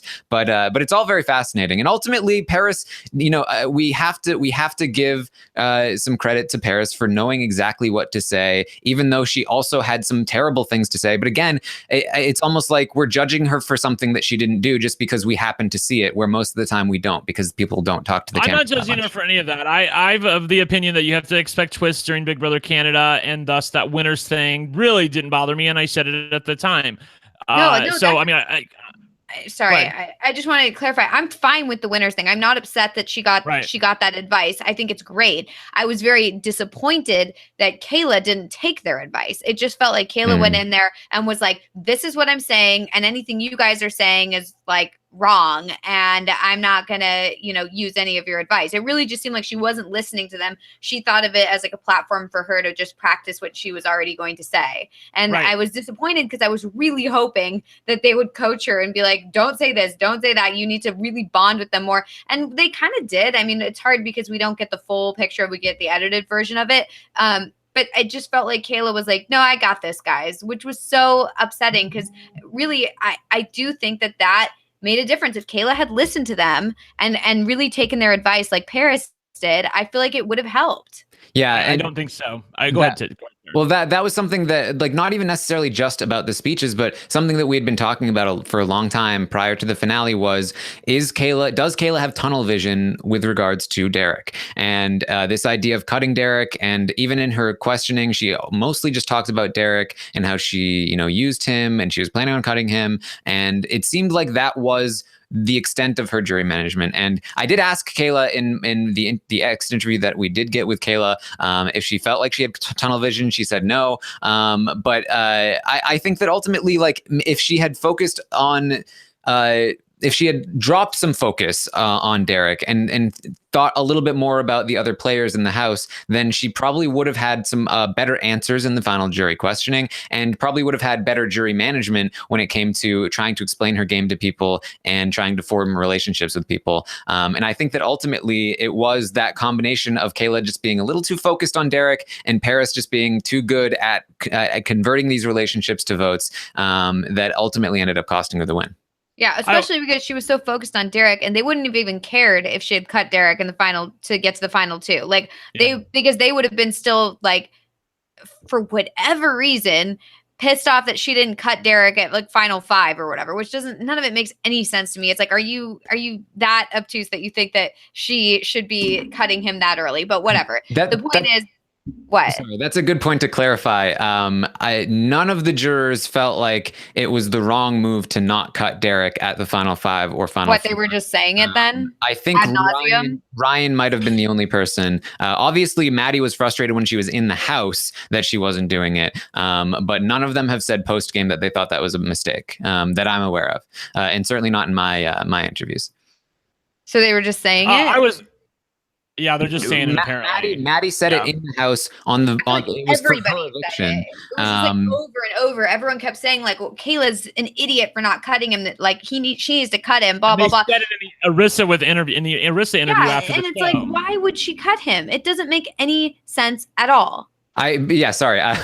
When I'm talking, again, people I spoke to, I know Will believed that. I know that Maddie believed that when she was in the house, and then I'm sure she was still frustrated about it afterward. But she did not try to claim to me that she still thinks that was a mistake. And Johnny made it very clear that he thinks that she made the right move by not cutting him.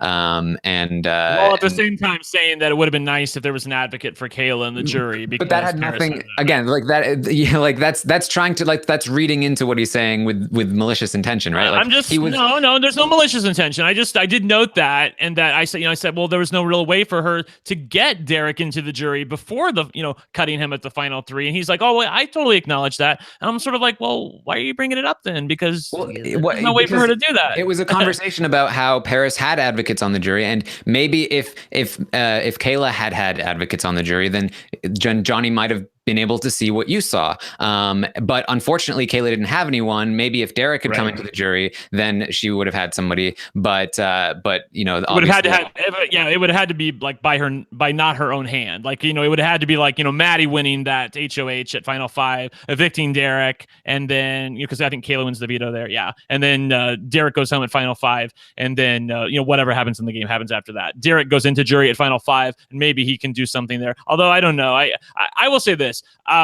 I firmly believe that the speeches made no difference in the ultimate outcome of this game, in that Paris wins the game. Now, it may have been 4-3, it may have been 6-1, but I think 100% that the speeches didn't mean jack, Melissa. So I wouldn't worry about what the winners did or didn't coach anybody. I think Kayla could have sung their praises. I think Paris could have told them to go F themselves. And I think there are 4 people on the jury who are always going to vote for Paris no matter what over Kayla, if that's what happened in the final 2. And I don't think it means anything if Kayla wins the final HOH and cuts Derek. They weren't going to give that any credence whatsoever. They were always going to vote for Paris. So that actually gives me peace of mind, because I know that there was nothing that could have been done to change this outcome. It's just the magnitude of it. Obviously, we were shocked by a 6-1 vote. We thought, if anything, it's going to be 4-3, one way or the other, and it wasn't.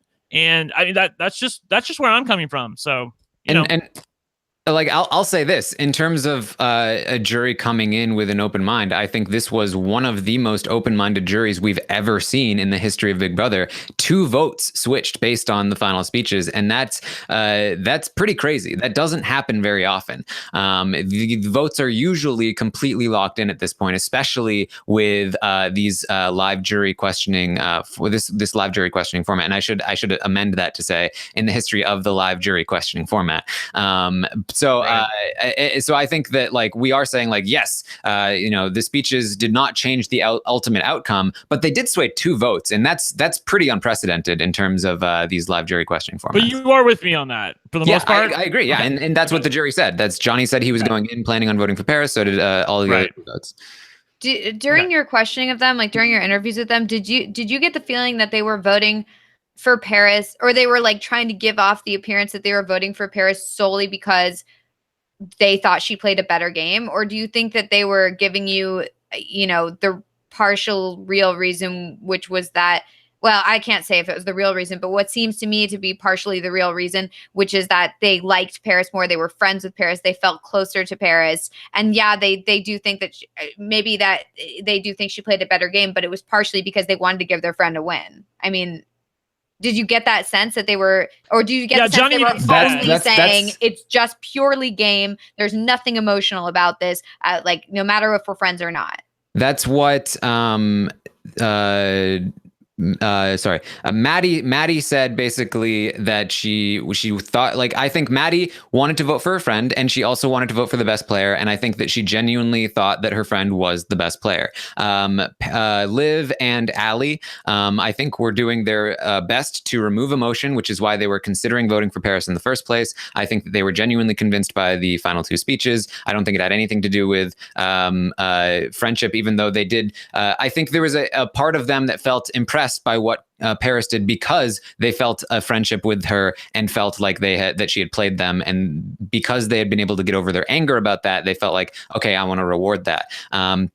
And then something's, I think, very similar with Johnny. I think that the impression I got from Johnny was he was surprised to hear that people thought Kayla played a better game. And he felt like he was mad at Paris for making the decision to keep Kayla in the game. He thought that was a stupid decision. And then as he was in the jury house, he was thinking more about how like Paris like really was, exploited his weaknesses and appealed to his emotions. And instead of being angry about that, he was like, man, that's impressive. Like good on her. Like she really got under my skin and fooled me. And he wanted to reward that. And none of them, not a single person disparaged Kayla in any way. And they all thought that Kayla had played a really great game as well. And they think that she would have made a perfectly deserving winner. And they don't want anybody to think that Kayla didn't play a good game. So yeah, that part seemed a little weak sauce to me. Let me see what it just did. I'm sorry, because they would always tack that onto the end, Taryn. It would always be like singing the praises of what their decision was, but then they would always say like, well, but I don't want you to think that that Kayla didn't play a good game, because she did. Even Maddie was like, well, I mean, Kayla was amazing. I'm like, please, to hear them honey, say like, they praise her game.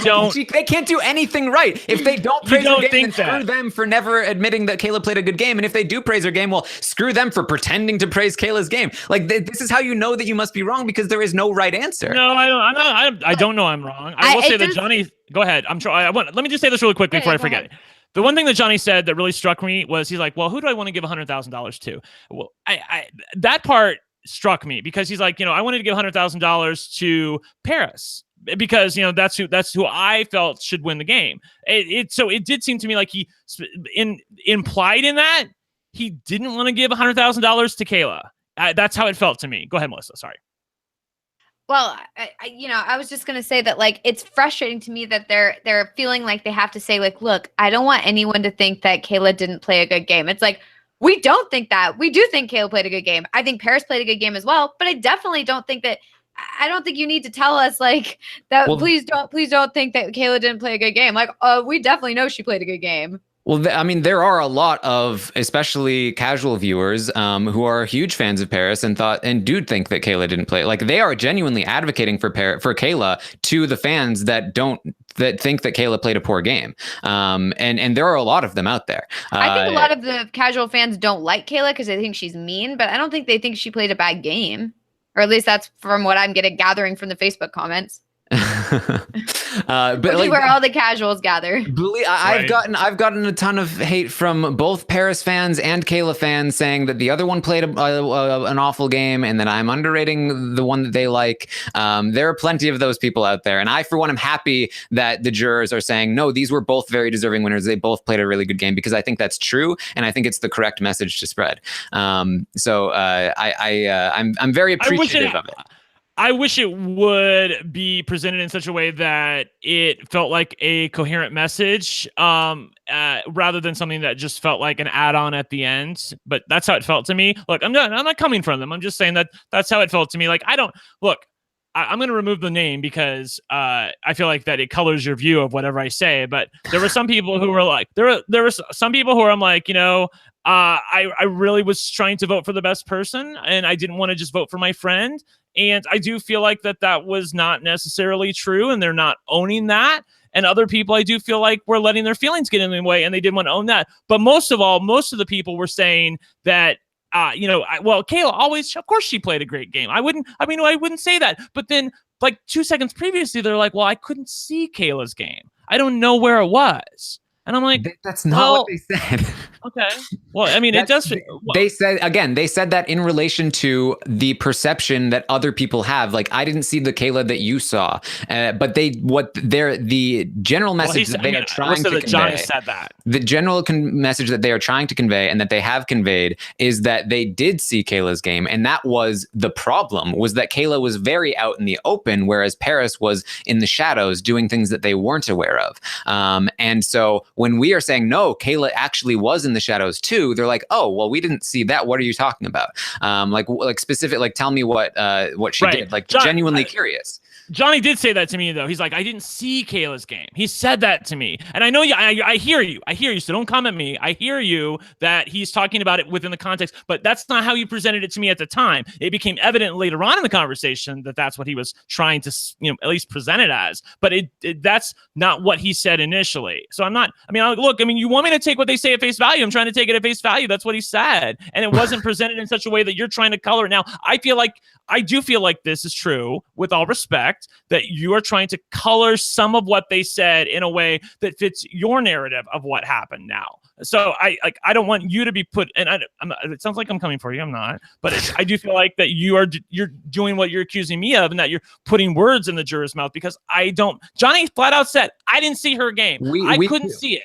We could ask Johnny, like, okay. Right. We could go and ask Johnny right now. And I am very confident that he would say, no, Taryn is correct. That's exactly what I was saying, because I spoke with him for an hour and a half before the conversation. And I got a sense of how he viewed things. Like, I don't know and again, you said yourself, he said that afterward too. Like, no, in the context of this conversation, this is what I mean. I'm not trying to color it in a particular way. I'm trying to color it in exactly how it appears to be. So something I think that we should address is the comparisons to Big Brother 19, and why in Big Brother 19 we were preaching jury management and now we're not, and saying that Kayla should have won.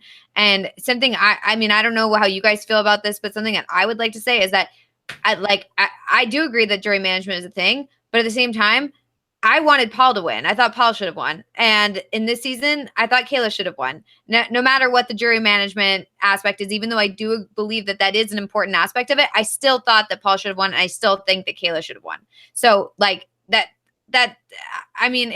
don't know what you guys want to say about it, but I have been getting tweets about it, and people in the chat are talking about how we've done a complete 180 after. Right. I think they're talking about me. Yeah, they've said it about me as well. There are a lot of people that ask me specifically about Brent. How can you preach about Karen and about Paul and Josh and all of these situations where you love the bitter? And I know your answer, which is that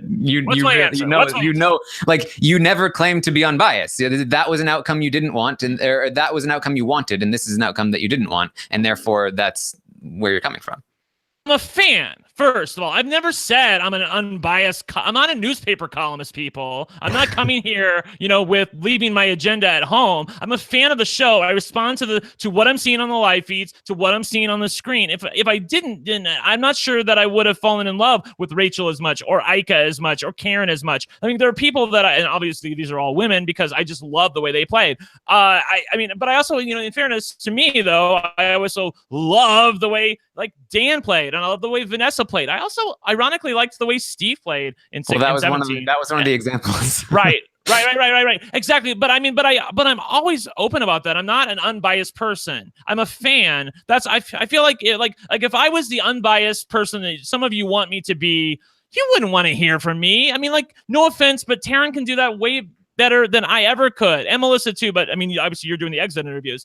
I feel like that's not who I am, and that's not who I want to be. This is a job for me. I'm yelling at the chat room. You're over here. I'm yelling at you. This is like a job for me, and so I take it seriously. But I have to love my job. I don't work in my real life because I have to work. I work because I want to work, and I enjoy what I'm doing. Same thing here. I enjoy this. This is fun for me. The people that are coming from me on Twitter that are going, Brent, this is a really unhealthy obsession that you have with dogging Maddie all the time. I'm like, well, there's reasons to do that, but this is my job. This is what I get paid to do. So whatever you get paid to do, you can go do your own thing. But I'm here having a great time talking about Big Brother Canada. And this is our last time talking about it. We're not going to, I don't think it's going to come up again probably in the future until the next jury comes and screws up their decision. So, and then we'll have to look back at this. And I know and I understand that there are plenty of fans that want an unbiased approach, and that's I think that's what I am here for. There are plenty of fans that want a very biased, ranty approach, and that's why Brent is here, and that's why we conflict, and that's I think that's part of the dynamic. And Melissa is just right. I'm like Goldilocks over here. I was going to say, we're Melissa is somebody who is ruled by passion but tries to be rational. And I love that is that is like the perfect combination of the two of us. That should be on a t-shirt. I like that. I'm gonna write that down. But yeah, it's like I'm the person here that went into these exit interviews thinking like I think Caleb played the better game, and based on the information that I received, I have changed my mind, and I think that potentially Paris has played the better game. And I was a huge Kayla fan. What would you say? Because I get this a lot. I get it in my DMs all the time that Paris is just as biased as you are, Brent. He just does a better job at hiding it. Honestly, what would you say to those people? And I know what I heard what you just said, but like when people, because I can see it in the chat room right now, that Taryn is so biased. You said Paris twice. Yeah, I know. Sorry, Freudian slip there. What would you say to people who say that Taryn is so biased? In terms of the way that he views the game, he just couches it a little bit better he dresses it up better. It doesn't look as tawdry as when I do it. I mean, what I would say is that that I genuinely don't care as much as I don't have the passion that Brent does. I have a passion for trying to find the truth. That's what I get passionate about. And that's why I loved the detective work of finding the facts and changing my mind based on the facts. And I understand that when people don't like the end outcome, they like to be like, oh, well, the only reason Taryn came to this outcome is because he's biased. And that's how I get to discredit everything Taryn says. And the same person that calls me biased when I'm against their fave will then later say, praise be to Taryn, the unbiased. Oh, right. When I get that too. Yeah. The same people that are coming for me about Paris right now are the same people who were like, yes, Queen, yes, last year with Josh. So yeah, exactly. So Taryn, I have a question. You were saying that now you think maybe Paris played a better game. Let's remove the final HOH and the final jury questioning and the final speeches and start from right before that. Who do you think played a better game? Before the final HOH? Before the final HOH. So we're back to evaluating their games in the final live feed update. So with the information, because at the time when I was evaluating those games, the information that I had was 3 people just came out of jury saying they wouldn't vote for Paris. Ryan, even though he said he loved Paris, said that he didn't respect her game. And then Derek was saying, Derek was saying that he might not vote for. Will was saying, of course. Yeah. No, Will, I didn't even talk to Will actually. But anyway, like 3 people had just told me that they loved what Kayla was doing, and sort of just to like make a Survivor comparison. If for whatever reason you're not finished up on Survivor or Ghost Island, then what are you doing with your life? But when Dominic makes his idol bluff at final 5, yes, 6. Right? Yeah. Part of what really impressed me about it is that he tricked this guy into not using his extra vote to vote Dominic out, and he really it seemed very abrasive, and I was thinking like, oh man, like is Sebastian gonna be pissed about this? And then in Sebastian's exit interview right after the vote, Sebastian was like, that was so impressive.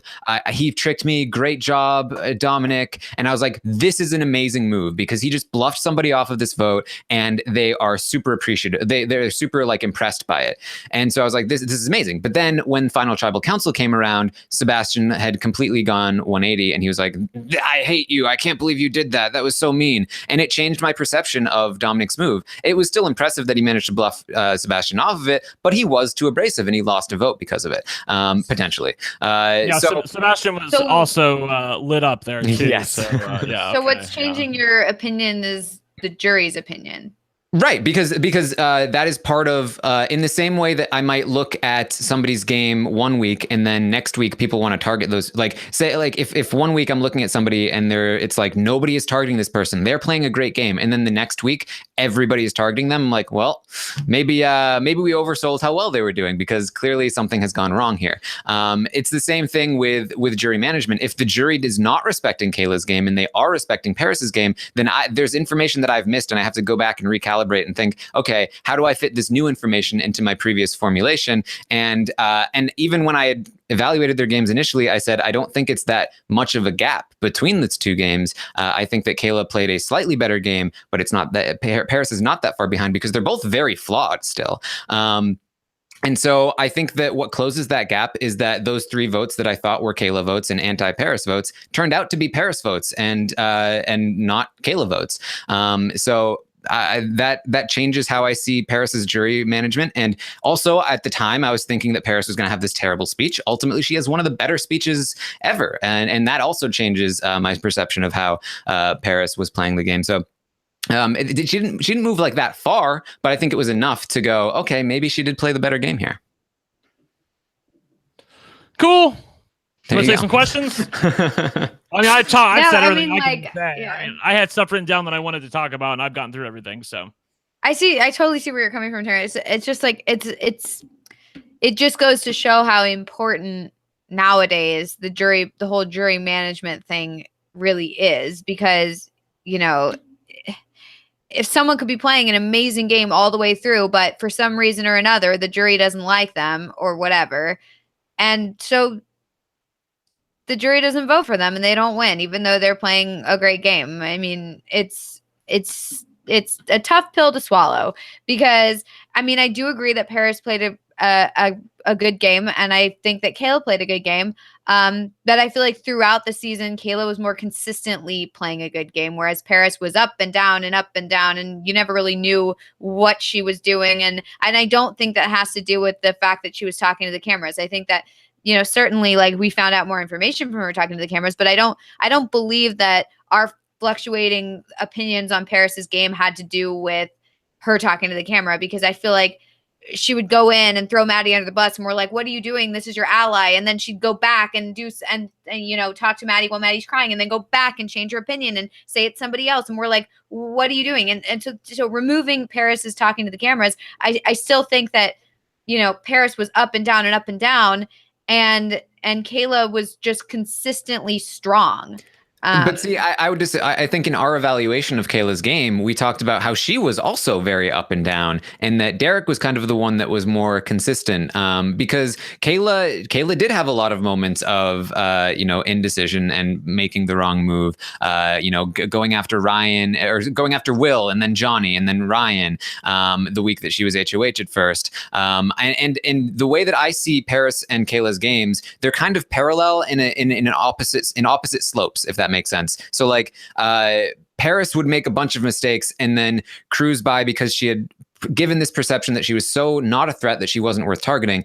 Kayla would make a bunch of mistakes and then cruise by because she would be winning competitions, and so would Derek. And then she would make another good move, and then Paris would make another good social move. And I think that they were both playing pretty equal games, and just very different games. One was a lot more out there and in front of people and aggressive, and the other one was very not as sexy. It was like hiding in the shadows and just like having good social relationships with people. And ultimately, the difference maker was that one person paid a lot of attention to the jury, and the other person didn't. And I really think that's ultimately what made the difference.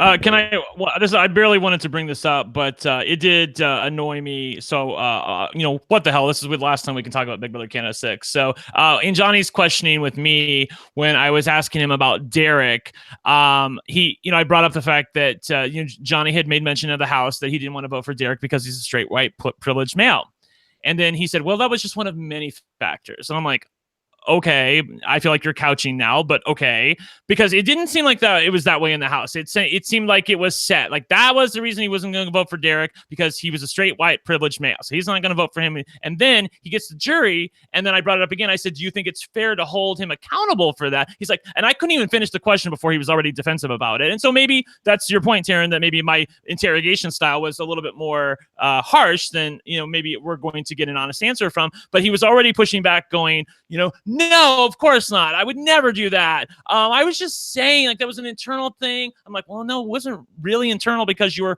saying it to people. And then later on in the conversation, he's talking about how he's saying to other people in jury, like, this is the stereotype that always gets to the end of Big Brother. How can people not see that? He was obviously making an effort for people not to vote for Derek at the end specifically because of that.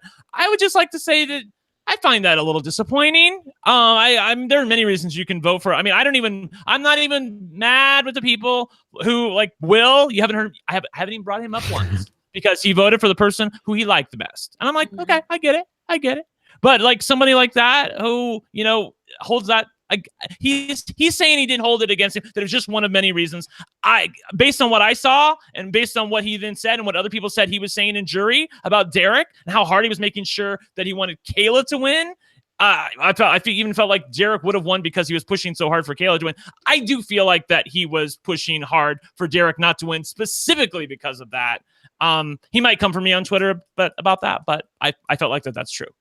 See, you don't think that was a reason that he came up with because he didn't want Derek to win? You think it's the other way around? No, it's a fair question. Is it the chicken or the egg? I feel like it's the chicken. Whatever's the chicken. That doesn't help us. I know, right? I'm just making it the chicken. I picked one or the other. It's whatever chicken you want it to be. Yeah, exactly. It's the chicken. Because he said it in the house. It was part of his thinking. It drove him crazy. And he just did not want this person to win based on these characteristics. And I do feel like that's somewhat of a slippery slope. But I won't beat him too hard about it because he did lose and Derek lost as well. So whatever. But I don't know that sat well with me. Yeah, I mean, I understand where he's coming from when he says it, but I'm with you. It wasn't something that I was a fan of, I'm still not a fan of it. Like, what are you gonna do? Yay, we found something we agree on. Okay, so this I was worried. I was like, I know we have a lot to argue about, but how long is that really going to take? So I had to make sure I had plenty of time. That was the answer. Well, you know what? I mean, I didn't say anything for like the first 5 minutes. Melissa was off to the races, and I was like, "Go on, girl! I want to hear it. Yes, let's go. Yes." I've really enjoyed this. This has been fun. So some time has passed. How do we rank the season as a whole? Now, do we have our opinions changed at all? No, I still loved it. I still had a really great time watching it. It was a great cast. I think we ended up with a great winner. I honestly, I still really enjoyed it. I think I didn't enjoy it as much but there were enough points that kept me entertained to the point where I was, intrigued about what was happening. The end game was a little slow because, as you noted, Taryn, there wasn't really much gameplay. It was just waiting to see who won what competitions. Although we did get a surprise with the ending, not necessarily one that I wanted, but a surprise nonetheless. And I think that we lost a lot of fun people pre-jury. It's kind of a little bit like Survivor, and that was like a middle of the road season that started to get a little bit worse as it went along. But maybe it could be because of that stupid triple eviction is holding people back from doing things, and they didn't want to make moves specifically because they felt like that was coming, and then their fears were justified. So I feel like in the future, if the show does come back, that people are really going to be worried about the triple eviction. It's going to be even more of their conversations, which is not what I wanted to hear. But I would probably be a little, as far as ranking it, I think I said it was like number 4 or 3 or 4, and I had Paris at about number 4 as far as the winner goes. So just above the Pax brothers and Kevin. Yeah. I've answered this question before, and it's like it's hard for me. I mean, to talk about bias. Like, I do have a bias when it comes to season 5. I'm friends with Kevin. It was an entirely different experience for me watching the season, knowing somebody, and like actually feeling good about my friend about winning a show. Of course, so it's hard for me to rank that season. And it's still, it's still hard for me to rank him as a winner too, because of other reasons. So I mean, that whole season is just kind of like, it's hard to place. So for me, this is like 2 or 3, depending on where season 5 falls. Melissa? I think that this season is probably, I guess I'd agree with 2 or 3 probably. And then in regards to winner, I'd probably put her as number 3 or number 4. Yeah, I was going to say really quickly that the edited show, on the other hand, is number 6. Yeah, edited show is garbage. Freaking terrible. I've never had a worse time. It got to the point, I will say this though, that y'all wonder why I'm coming for her on Twitter, and I don't really feel like I'm coming for Paris as much as I'm coming for other people like Maddie and Johnny, who I feel like are more culpable in this decision, because Paris to me was a worthy finalist, just not the most worthy winner. When Ika did her recap, of the season, and because she stopped doing recaps because she's like, I don't want to hurt the production people who I'm friends with. She did one final recap, and she recapped the final 5, and she did Maddie and Will and Kayla and Derek, and then she was done. Like she disliked Paris so much that she didn't even include her in the recap, and it was done on purpose. Like, you have to watch. Like, Melissa, I'll send you the link. It was actually glorious, actually. So it was like, I thought it was funny that Paris was just annoying the shit out of Ika to the point where she didn't want to talk about her anymore, and then she ends up going to the end and winning. So yeah, not the most entertaining season as far as the show goes, but feeds wise, I thought it was pretty cool. Yeah. So something funny is that my mom has not watched the show, but she's listened to all of our podcasts. So she knows all their game and she knows like all their names, but she has no idea what they look like. So I was home in Denver this past week and I showed her pictures of people and she's like, that's what Johnny looks like? She's like, I thought Johnny was a jock or something. And then she was like, that's Paris? She was so confused. She had no idea what any of them looked like. And she keeps asking me to show her the show.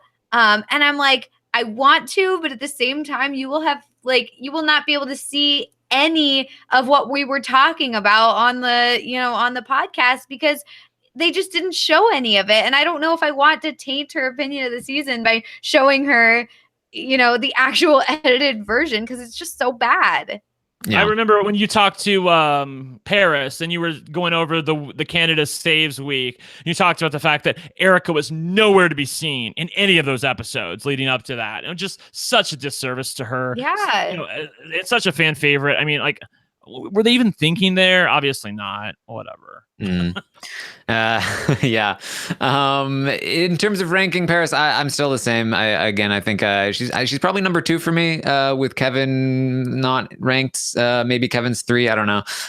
You can put Kevin where you want him. You guys are mean to Kevin. I think Kevin played a great game. I'm meaner to Kevin. I think Karen's equivocal about Kevin because he doesn't know how to rank his game. Because he won his way to the end, like from the final 9 on. Like he was safe.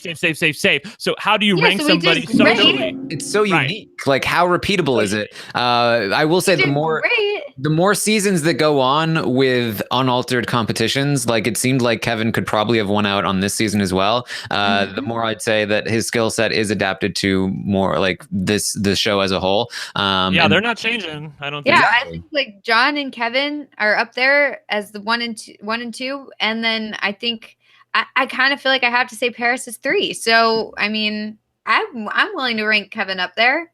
I will say this really quickly, just to give the show a little props. Their challenges were glorious, absolutely glorious, visually glorious, and to see that the final HOH challenge, which has been sort of I've been talking about this on Survivor as well, the fact that I feel like there's some implicit gender bias in Survivor, and I feel like that it can rear its head on Big Brother at times. I think back to Big Brother Canada 3, where they had that running competition where they're running up and down the stairs, throwing sand down their hourglasses. Obviously, the most muscly person is going to win that because that's you just look at the way that the competition is run. So obviously Godfrey won that competition.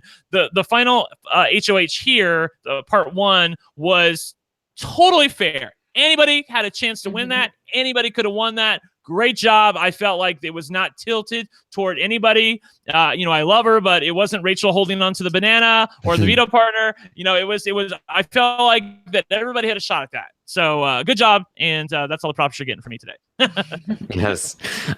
Who would we say are the best players this year? We're not going to rank every single person, but who do we think let's see. Maddie. Oh no. I think Erica. I personally, I think our 3 pillars of strategy were the 3 best players of the season. I think it was Johnny, Paris, and Kayla. And I think Erica was good as well. She was good, and who knows what happens without that twist. It's hard to say. Yeah. So it's harder to rank Erica, unfortunately, because she ends up going out in the spot that she does. But I think she might be 4th. Yeah, I thought Olivia was good as well. I mean, I honestly there were so many people this season that you could argue were good players. Yeah, there were times where Olivia was throwing Allie under the bus, and I was like, "Go, girl! Like, I didn't know you had that in you to let go of her." Especially looking at Olivia at the beginning, where we were like, this girl has no idea what she's doing." Like, but she totally did, and she did a great job. She's much more intelligent than we gave her credit for in the beginning. And I, even someone like Jesse who got out early, I don't think he's a bad player. I think there's a lot of people who, given the right circumstances, could have gone really, really far. That reminds me, did you specifically just not ask about Jesse at all during the Paris interview? And I'm not coming for you again. I just feel like that kind of got glossed over a little bit. Scott St. Pierre blocked out the interview. There was a question there, wasn't there? I asked her about the feeds getting cut. Oh, you did? Okay, I have it. Yeah, but then it was cut out. Was it cut out? I don't know, but I never saw it. I never heard it. I didn't think I was like, well, maybe I missed it. Did anybody see it? Maybe the chat room could tell us if I didn't see it. I mean, like, there wasn't a good answer. Like, but it's just like, I don't know. Well, like, it's hard to speculate about production, and why they might do something. So it was cut out. I really think it was cut out. Okay. Wow, Taryn, you're just as bad as the blocking of the feed. I remember cutting it out. I think Taryn asked a question and it immediately cuts. It just gets cut. It just gets cut. It's magic. It wasn't even production. It just happens. I swear I left it in. Dark magic. Because I was like, people are going to crucify me if this is not in the podcast. So I was like, man. Paris has the power. I swear. Man, that I'll have to go back and look. That's really weird. Yeah. So who are the most entertaining players? Who do we think should maybe be brought back? Oh, God. Wait. Okay. Johnny was entertaining. Kayla was entertaining. I think Olivia was hilarious. Hey, Jeff in the chat says he remembers me asking her about Jesse. So maybe you guys just lying. I mean, he's like lying. I said, the answer was very like there was no answer. Like it wasn't something that she could talk about. So like it was very bland. So maybe people just forgot about it. By the way, I'm going to the VA to my normal monthly appointment, and this car is in front of me. I don't know if you guys can see that license plate.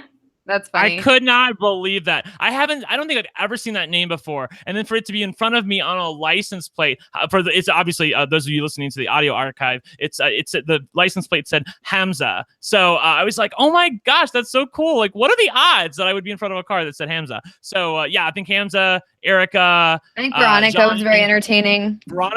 Johnny and Veronica, I felt like were very, very entertaining. So that's probably where it's all. Kayla too. She had, I mean, I would probably include her, and I'm not trying to be biased, but she was just fiery presence in the season. Allie as well, but but her fire only came out a little bit when her back was against the wall, or when she really got irritated with Ryan. But most of the time, it was like she was able to keep a lid on it. You know what I mean? I like the people that let the lid off. Yes, there are more people in the chat backing me up, by the way. If we had to pick two people from this season to make it to a potential all-star season, who are those two people?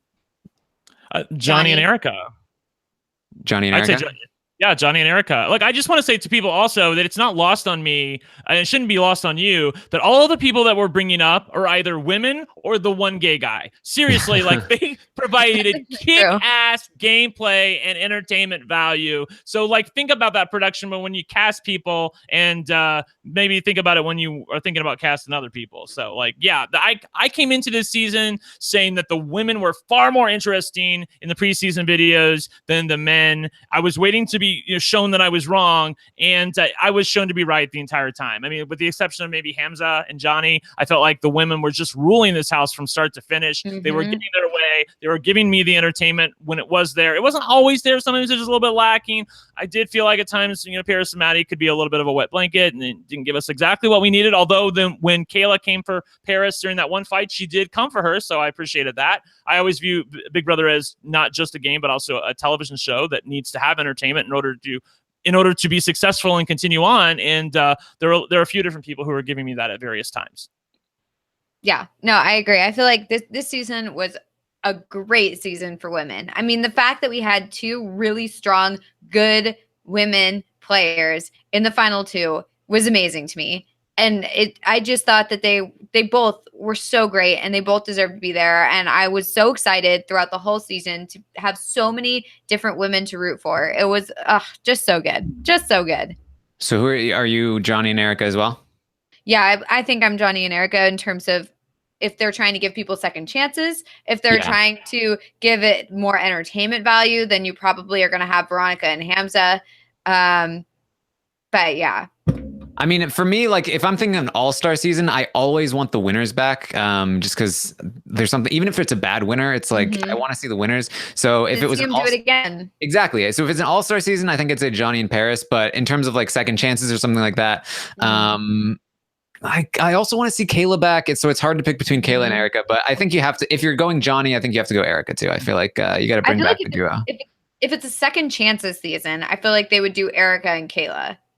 Because you got Erica who gets out early or whatever, unceremoniously kicked out during the triple or whatever, or during the double, whatever it was. And then you've got, Kayla who gets all the way to the end and then gets it yanked out from under her. So I feel like that would be great for second chances, the two of them. I mean, Johnny, like, I don't know if he really needs a second chance because, it sucked that he couldn't go farther, but it wasn't like I just feel like he kind of played. He might have gone out the next week had there not been a triple. So, yeah.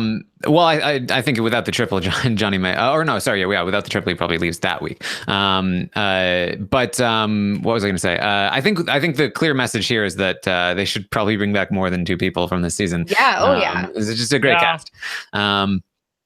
All right. Cecile has a question. After 6 seasons of the show and so much emphasis put on comp wins, do you think it's possible to win Big Brother Canada without a single competition win, a la Dr. Will or something along those lines? And personally, I've kind of talked about this throughout the season, especially after how Kevin won. I was thinking competitions are more important in Big Brother Canada.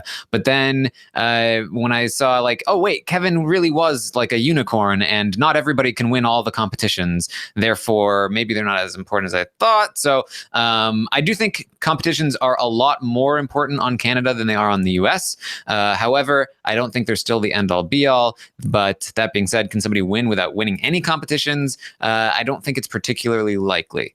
I think it would have. First of all, this is Cecile that asked this question. Was it like _bunny hop? Do you know the Twitter name? I just write down the first name. Oh, okay, cool. Yeah, there's not many Ceciles. I'm assuming it's her because she's a huge fan of Big Brother.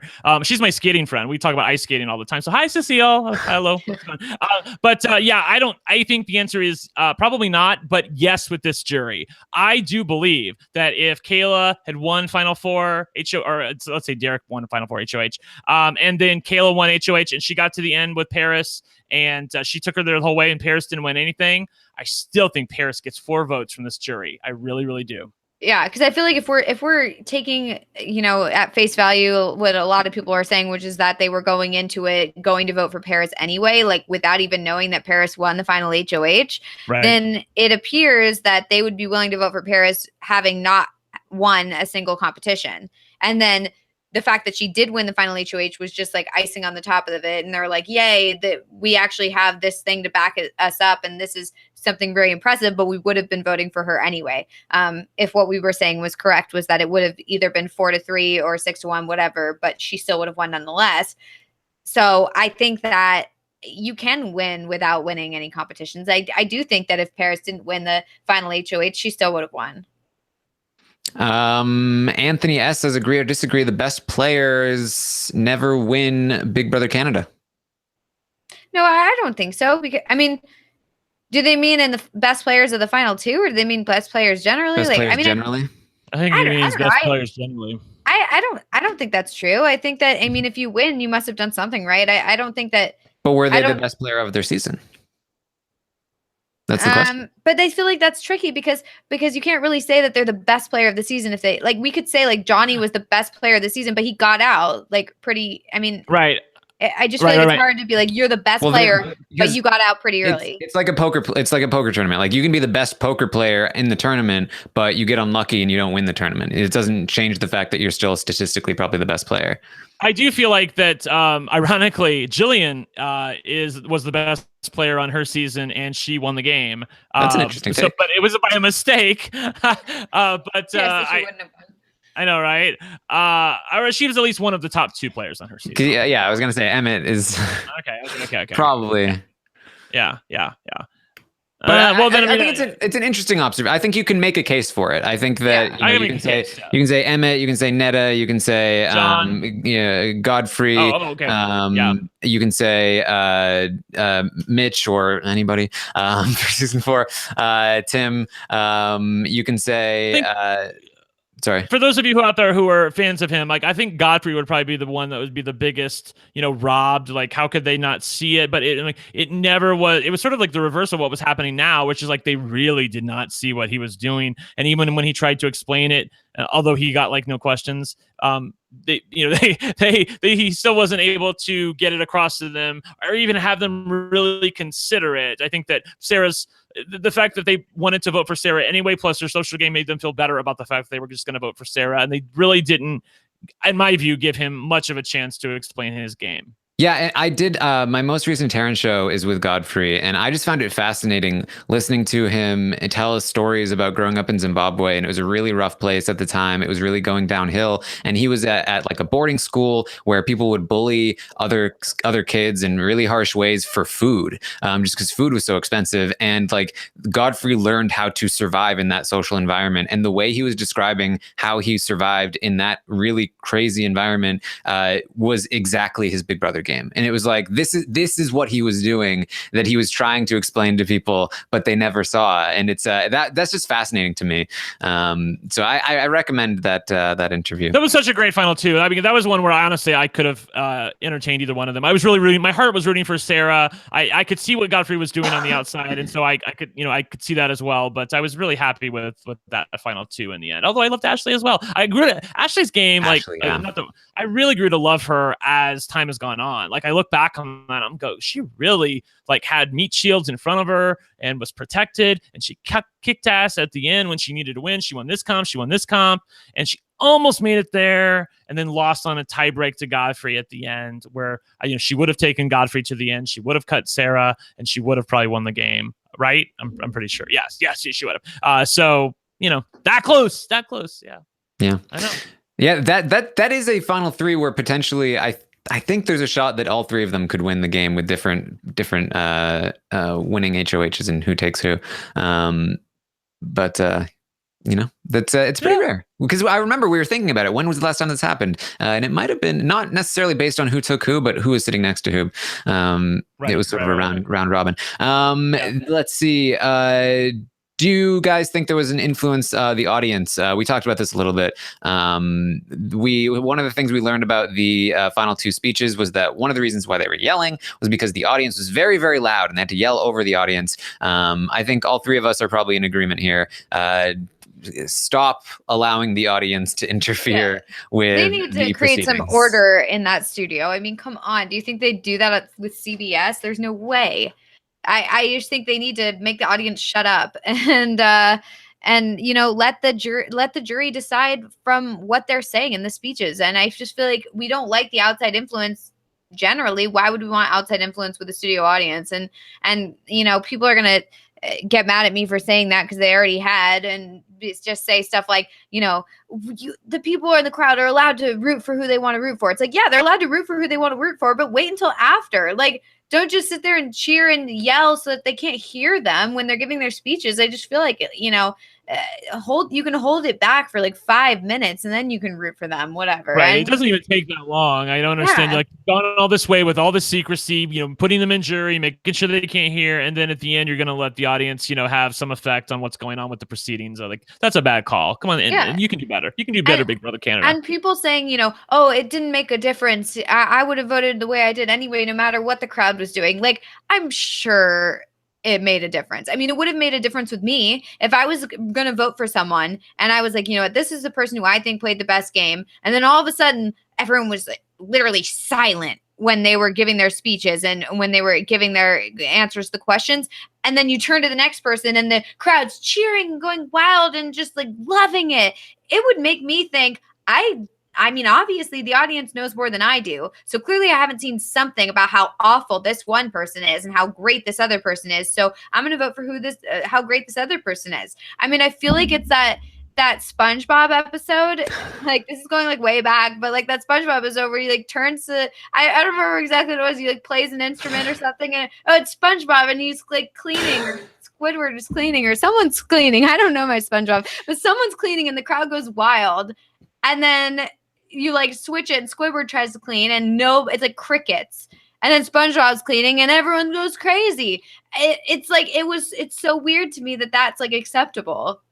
Yeah, there's some kind of a scientific test about like show people like an image of a baby and then a face, and then it's like, oh, they're looking lovingly at the baby, but then you show something like super sad and you show the face and it's like, oh, they're really sad. Like that kind of thing. Oh, we talked about this a long time ago. I just forgot the name of it though. I knew the name at the time.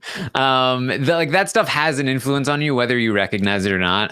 Not necessarily enough to change your mind entirely, but certainly enough to influence you in some way or another. Yeah, absolutely. Get rid of this. Go back to the live question or the unlive questioning. Tape it. Make it an hour long. Whatever you need to do. I'm actually surprised that Big Brother Canada, given that they tape everything, that they don't do it that way, Taryn. I'm actually surprised that I would think that would be a good call because they would have more control over the edited product. They could craft whatever narrative they want to from all of the jury questions, and we would be able to give the final two the moments that they deserve in order to get across their point to the jury. I mean, that's how it used to be with Big Brother Canada back in the day, up until 11. So Big Brother US. I mean, back in the day. So I feel like that's the right call for them. I'm sort of shocked that they don't do that.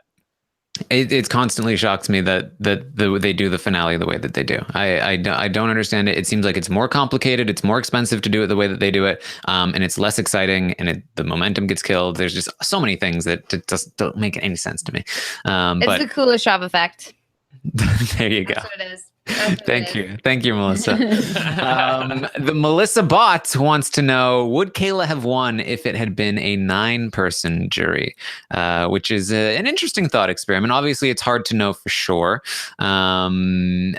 My guess is no. I mean, for one, it was a 6-1 vote. Even if you add 2 other people, that's not going to make a difference. Also, I think that Marin comes out of the game probably more likely to vote Paris than Kayla. Paris did a lot of jury management work with him, and I know Kayla did as well, but unfortunately wasn't super successful in the house. Although I think they are buds now outside the house, which is very adorable. So my guess is no. I think that the result is probably the same. But do you guys have any thoughts? Yeah, I mean, I agree. I think it ends up being the same. I mean, if it was a 4-3 vote, then maybe. But I feel like with it being 6-1, there's no way. Yeah. Can we touch on the future of Big Brother Canada? Lucas wants to know this. Obviously, this is still up in the air as far as I'm aware. There has been no confirmation that season 7 is a go. And I even heard some rumors that there were people at the tapings that heard like, oh, this might be our last season. I don't know. I don't see why they wouldn't continue it. I know the ratings weren't great toward the end. They dropped off after the Save Canada veto.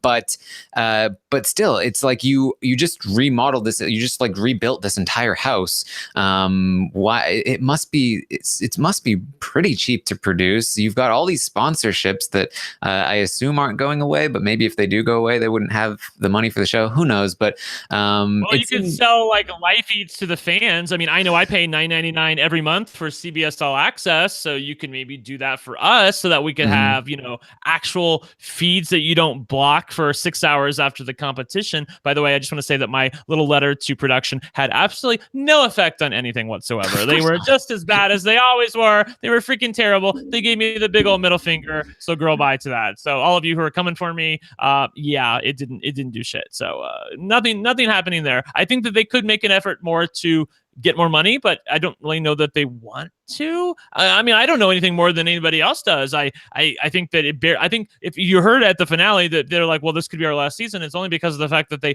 barely came back last time, in large part because of our boss starting a petition to bring back Big Brother Canada and getting it out there to a lot of reality personalities who then retweeted it to their fans. So I don't know what's going to happen this season, but given that it barely came back, I think that what Taryn said was probably true, that if the ratings started to go down after the twist. Don't have twists. If you don't want your ratings to go down, hey, there's a thought.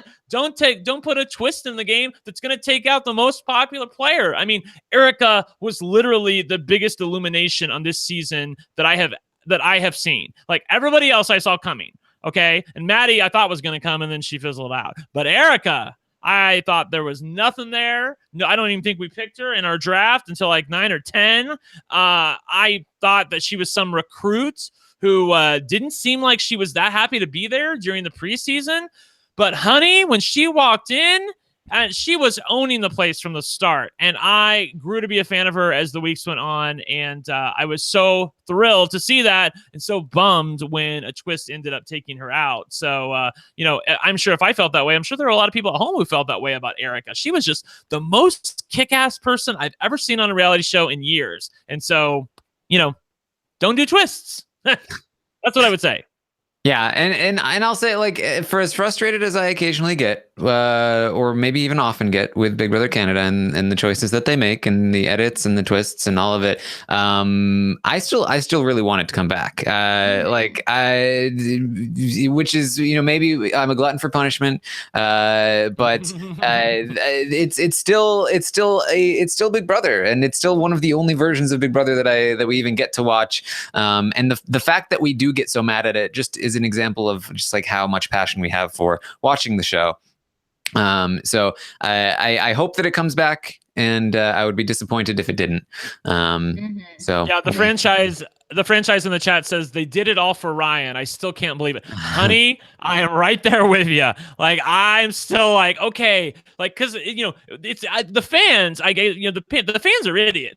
The people who watch my YouTube channel, they don't know what the hell's going on half the time. The people who vote in this freaking twist, they don't know what the hell is going to be the result of it if they decide to save Ryan. It's all about the show, and the show decided to edit it in such a way where Ryan was like the puppy dog who had his dream taken away from him. And then, of course, you're going to get the result that you get with the fan voting, where everyone votes to save him, even though he was really kind of a horrible person in the house for the most part. So I didn't particularly care for Ryan, and I still can't believe Canada fell for it, but how can they not when the editors are giving him the sweetheart edit, Taryn? So I know you talked to Ryan, and maybe you don't have as harsh of an opinion of him as I do, but that edit was for the birds. Yeah, that edit was really annoying. But if I'm being fair, I really don't think Ryan is a bad person, and not allowed to say anything good about Ryan. For the hate that he's getting. I was saying that I don't think Ryan's a bad person, and I don't think he deserves the hate that he's getting outside the house. And I think that it's kind of asking for it at different times. It's like when I like, I'll say this: when I put something out there that says, Maddie was a doormat, and if I had won, I could have probably won Big Brother 2. I know I'm going to get some haters for it. I mean, and it tickles me sometimes. So but he does things and tweets stuff that people are going to come for you for. So I feel like in some ways he kind of does deserve some of the stuff that he's getting, but not hate, but there's a difference between hate and, we just don't care for you, or we're bothered by you, or we're annoyed by you. You know what I mean? Yeah. The thing is that I think that I don't think he can consider himself a super fan, like he was saying. And I don't think he has the right to brag about the 800 hours thing. I think that's really ridiculous. I think that I don't agree with the way he acted as a juror. I don't like the way that he, was so set in his ways and was not going to vote for Kayla for personal reasons that he believes she behaves this way outside of the house, which has nothing to do with the game. And, that's all well and good, but I don't think he's a bad person. In comparison to Big Brother in the US, he behaved so well with all of the various confrontations that he was being forced into by all these people calling house meetings against him. And I think that it's respectable that, even on my tweet that, got a lot of traction that said you're no super fan because the way you're behaving at the jury, he commented on it saying look, I appreciate the fact that you care about the show and that you, and you're entitled to your opinion. And he didn't sit there and argue and say, you're wrong because this, and that. I just feel like he doesn't deserve the hate that he gets. I think that, there's a lot of stuff to be annoyed with him and all that, but I don't think he's a bad person at all.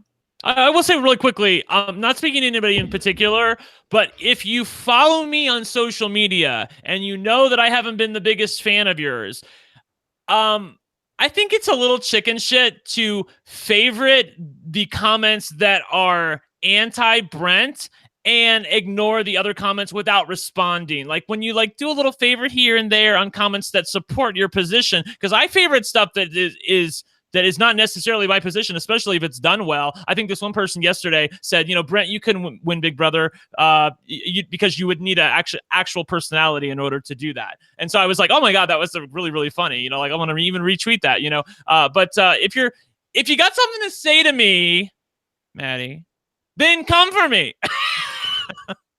Brent just wants people to come for him. Let's have it out. Come on, but don't sit there and favorite little tweets along the way, because I see that shit and it's not a good look. It's not cute. My suggestion to all of the house guests is just mute Brent. just ignore Brent entirely on Twitter. Just let him yell. Listen, Paris followed me yesterday, and I was like, wow. Like, I mean, I'll give her this. She got some balls. I like it. I didn't warn her. I like it. Although I have not been. When have I been anti-Paris? I don't think I've been anti-Paris. I've said she's a worthy finalist. I could see how some people could see that could vote for her to win the game. I understood that. My issues were more with the jury and their decision and their reasoning behind this. But I don't think I've specifically come for her much. I just thought there was somebody who was more worthy than her. I personally find it amusing that like 3 weeks out you're still tweeting about Maddie. Well, what would we have to do? Oh my God! And her interview came out. That was the other thing. Her interview, and then Paris's interview, where literally every other phrase was, sorry, Maddie. Sorry, Maddie. Thanks, Maddie. Sorry, Maddie. It was like, it really grated on me after a while. My favorite part of the Paris interview is when I told her about how when Kayla and Allie and Liv came back together, they were like, somebody poisoned us against each other. And she was like, oh no, did I get caught? Was my game exposed? It's Maddie. It was like, it's Maddie. She was like, yes. Oh, sorry, Maddie. Oh, sorry, Maddie. Yeah. Like, you don't have to worry. Maddie was like laying down and dying during her eviction week anyway. She would have just like said, here, you can have the game. Yeah, it's fine. Yes. So there you go. Like I said, my advice to just don't follow Brent if you're a house guest, unless he likes you. I'm sure I'm gonna die down after this. Oh, by the way, Ika followed me as well. Just FYI. There you go. Yeah. Life complete right there. Melissa. I don't think Ika will ever follow Taryn or me. Yeah, definitely not Taryn. I did a podcast with Ika and we had a great time, but I think she forgot about it. Yeah, she doesn't know you. Yeah. Well, maybe she didn't forget about it because she definitely she doesn't know me in the sense that she knows me enough to not know me, if that makes sense. Yeah, I know that. Yeah. But Big Brother 20 is going to be coming in just a couple weeks. It's the 27th. So I think I was trying to guess before. I think we can assume that the cast will be announced somewhere like the week of the 17th ish. So that's only 2 weeks and some change away. That's so crazy. Yeah. Coming up, and we will hopefully have some kind of BB20 cast prediction. What if it's all stars kind of podcast coming up? We'll try and get that in, and then I still do want to talk about the Amazing Race rumors, and a lot of rumors of the Amazing Race. Yeah. Did we have another idea for podcast? I don't remember. I think people wanted us to like rank all the runners up or something. I don't know if we can do that before Big Brother. Yeah, I don't know if we have a lot of time to do like rankings before BB20. Are hard. They take a lot of work. A lot of prep. But we will definitely do some kind of because there are some. Personally, I will say I do not believe Big Brother 20 is all stars. I don't care that there was a star on Julie's key. That was shady boots, Julie. Shady boots. There was like a solid minute where I was like, "Oh my god, is it All Stars?" And then, no, I don't think. Yeah, I it is. agree. Doom Tribe in the chat is saying, and I thought this as well, that the Amazing Race rumors are a cover for Big Brother 20. That's the That is what conspiracy. Well, there was a very convincing Reddit post about all the various reasons why it would be All Stars, and then I started hearing about people being like in semifinals or whatever for Big Brother, and it was like, oh, okay, I guess. Well, even if I will say that even if they are going to do an All Stars, they still have another cast ready to go. Like there are people going through, semis and finals who get to the end. Like if they're going to do an All Stars cast, they're going to have this cast, and if they're going to do a new cast, they have these other people over here ready to go and come on the show. But it's like a parallel tracks basically. So they just don't want to get caught with their pants down. So and that's never a good idea. Yeah, and for anyone that genuinely thinks that the Amazing Race thing is a cover, like I just like that's not. I don't think that's how like it works in terms of like the Amazing Race people would not be okay with the Big Brother people using their show and getting a bunch of people like super annoyed at them and disappointed that this is not going to come true. I don't think that's how it's going to go. It would be fun. It would be like CBS levels of like Jervis with the red X season 1 trolling. Like I would love that. It would be great, but they just don't do that stuff anymore. I wish they would. They can do it with their own show, but I don't think they're going to go into another show and mess around with rumors for another show. I wish they would do something like that just to really screw with the fans. Like, like all they do now is like they'll change the color of buffs in the previews, like to show that, to not spoil that somebody's like switched on a different tribe or something. They'll use like the buff-o-matic thing that we call, where they change somebody's like buff to green to blue, but you can still tell it's like that tribe because they have like the signia on it, or the insignia on it. What the hell is that? Oh, right. I know. Well, you do. You're like, well, this is back when, there was not as much information out there, and you don't know necessarily what's coming up. Redmond isn't out there telling you like, oh, there's going to be a twist in season or episode 3 or something like that, or they go to 3 tribes in episode 4. You had to figure this stuff out on your own, and so you looked at things like that, like previews. Previews were like one of the best ways to figure out what was going to happen on Survivor. There you go. We will definitely still be hopefully talking to Kayla to get in more detail about her game. And I also still want to do a season-long recap with Johnny as well. So I'm not sure when those are going to happen, but hopefully before Big Brother 20, because otherwise they might not happen. So we'll see what goes on there. And I think that's American Ninja Warrior started tonight. Season 10. Did it? Yes. Fabulous. There you go. So make sure I have it set to tape. Yeah. Yes, make sure you check out our American Ninja Warrior coverage heading your way. We just we're still wrapping up Ninja versus Ninja. Having a lot of fun on that podcast. Was that fun? It was very fun. It was really good. I would really recommend it. Okay. What do they do if because I saw like somebody fall in the water and they just like climbed out and they kept on going. Is that what they do? Like they just like if it's a relay and somebody falls in the water, then the next person gets a 5-second penalty. If you fall in the water in the when it's just you, then you're out. But you can touch the water and still be in. It's just like you can't be like waist higher than your waist. So if you're holding onto the edge and pull yourself back I saw that girl. okay. Yeah, pull herself out. Yeah. Okay. Yeah. All right. I didn't understand what was going on there. Yeah. Okay. But it's very good. I'd highly recommend it. Okay. Also, make sure you check out my Twitch channel. I just finished the robot game, Detroit Become Human. I loved it. It was very fun. It's just like watching a movie that I'm controlling. So that was a lot of fun. And we're also still doing our social strategy Sundays. Sunday night, we played the Jackbox games. Those are fun. We're hopefully going to get some guests next week, so make sure you tune into that. RuPaul's Drag Race is still going on. Yes. Yep. Final five tomorrow night. Tune in for that. It's going to be the good and evil competition. So I love that. They have to make 2 different versions of themselves, like the good version and the evil version. And they're like going to use special effects to have them both come down the runway at the same time. So it'd be like, me showing my good self and then me showing my evil self. But, using through the magic of television, Taryn, we're both walking down the runway at the same time and, serving it. Abby in the chat is asking when we're going to do a Survivor Maryland recap podcast as the LFC. Oh yeah, sorry. There's no drag race this week. I'm sorry. I meant next week, but we're at the final 5 anyway. Go ahead talk about what we were talking about, Melissa. Yeah, we'll do a Survivor Maryland recap as soon as I finish watching seasons 2 through 4, and then you don't need to do that. I just started on this season, and it's really good. You can do that, but I like it so much I do want to go back. I have started watching Survivor New Zealand and Survivor South Africa, and personally, I feel like they're being a little Survivor South Africa. I feel like is being so hyped, and it's good. But like, don't go into it expecting the genius or anything, because it's not. That's all I'm gonna say. All I'm gonna say about that. Right. So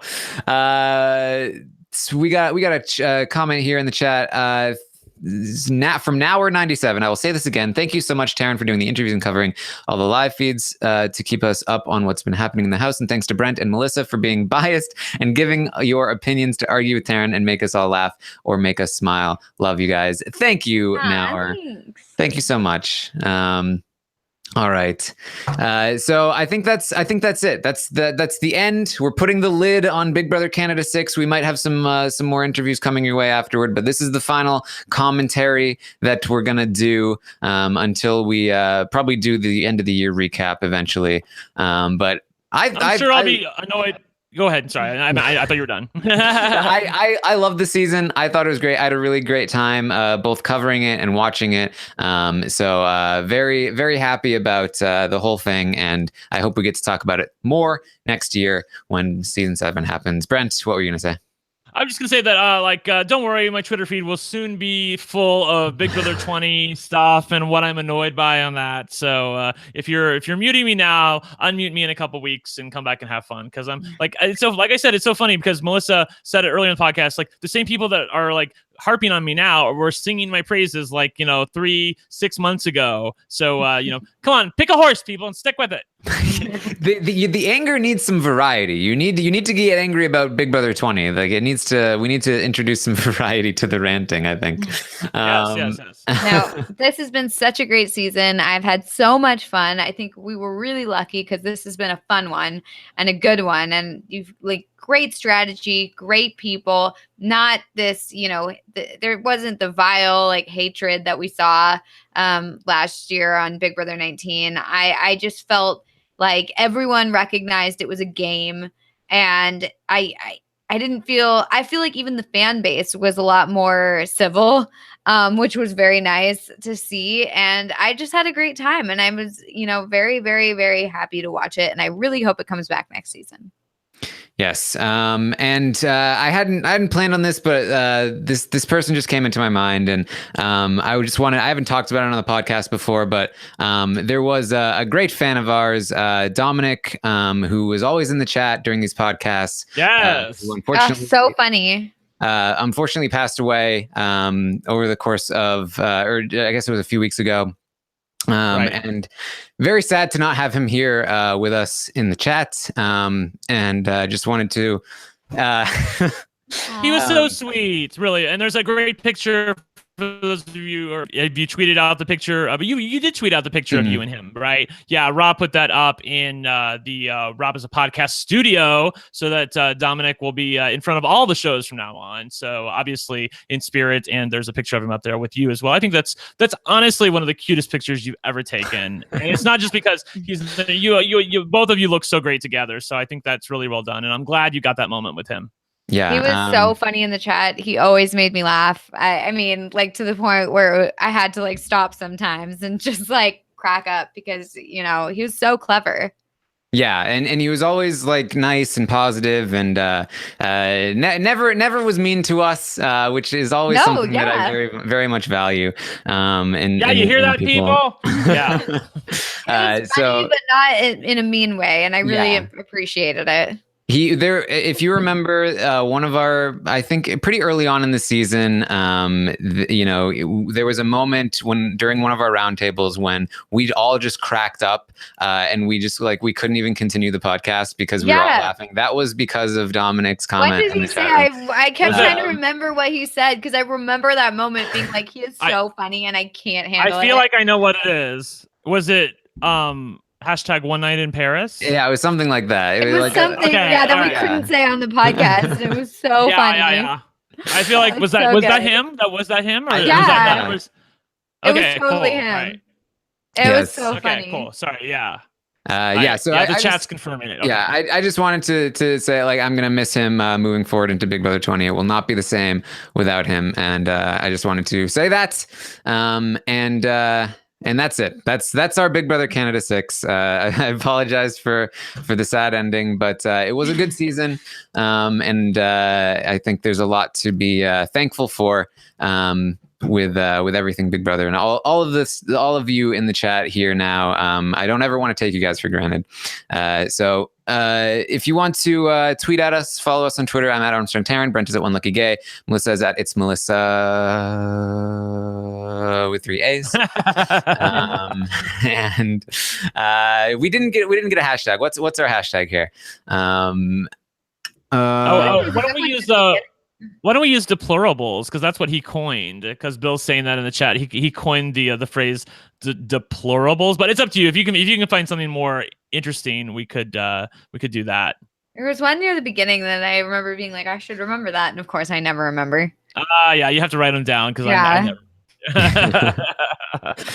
Goldilocks Melissa. That's a pretty good one. People said that at different times. That's interesting. Wow. Apparently, at the same exact time. That's how you know it's a good one, when it's multiple people at once. All right, let's do Goldilocks Melissa. For Brent and Melissa, I am Taryn Armstrong. Hashtag Goldilocks Melissa. We will see you in Big Brother 20.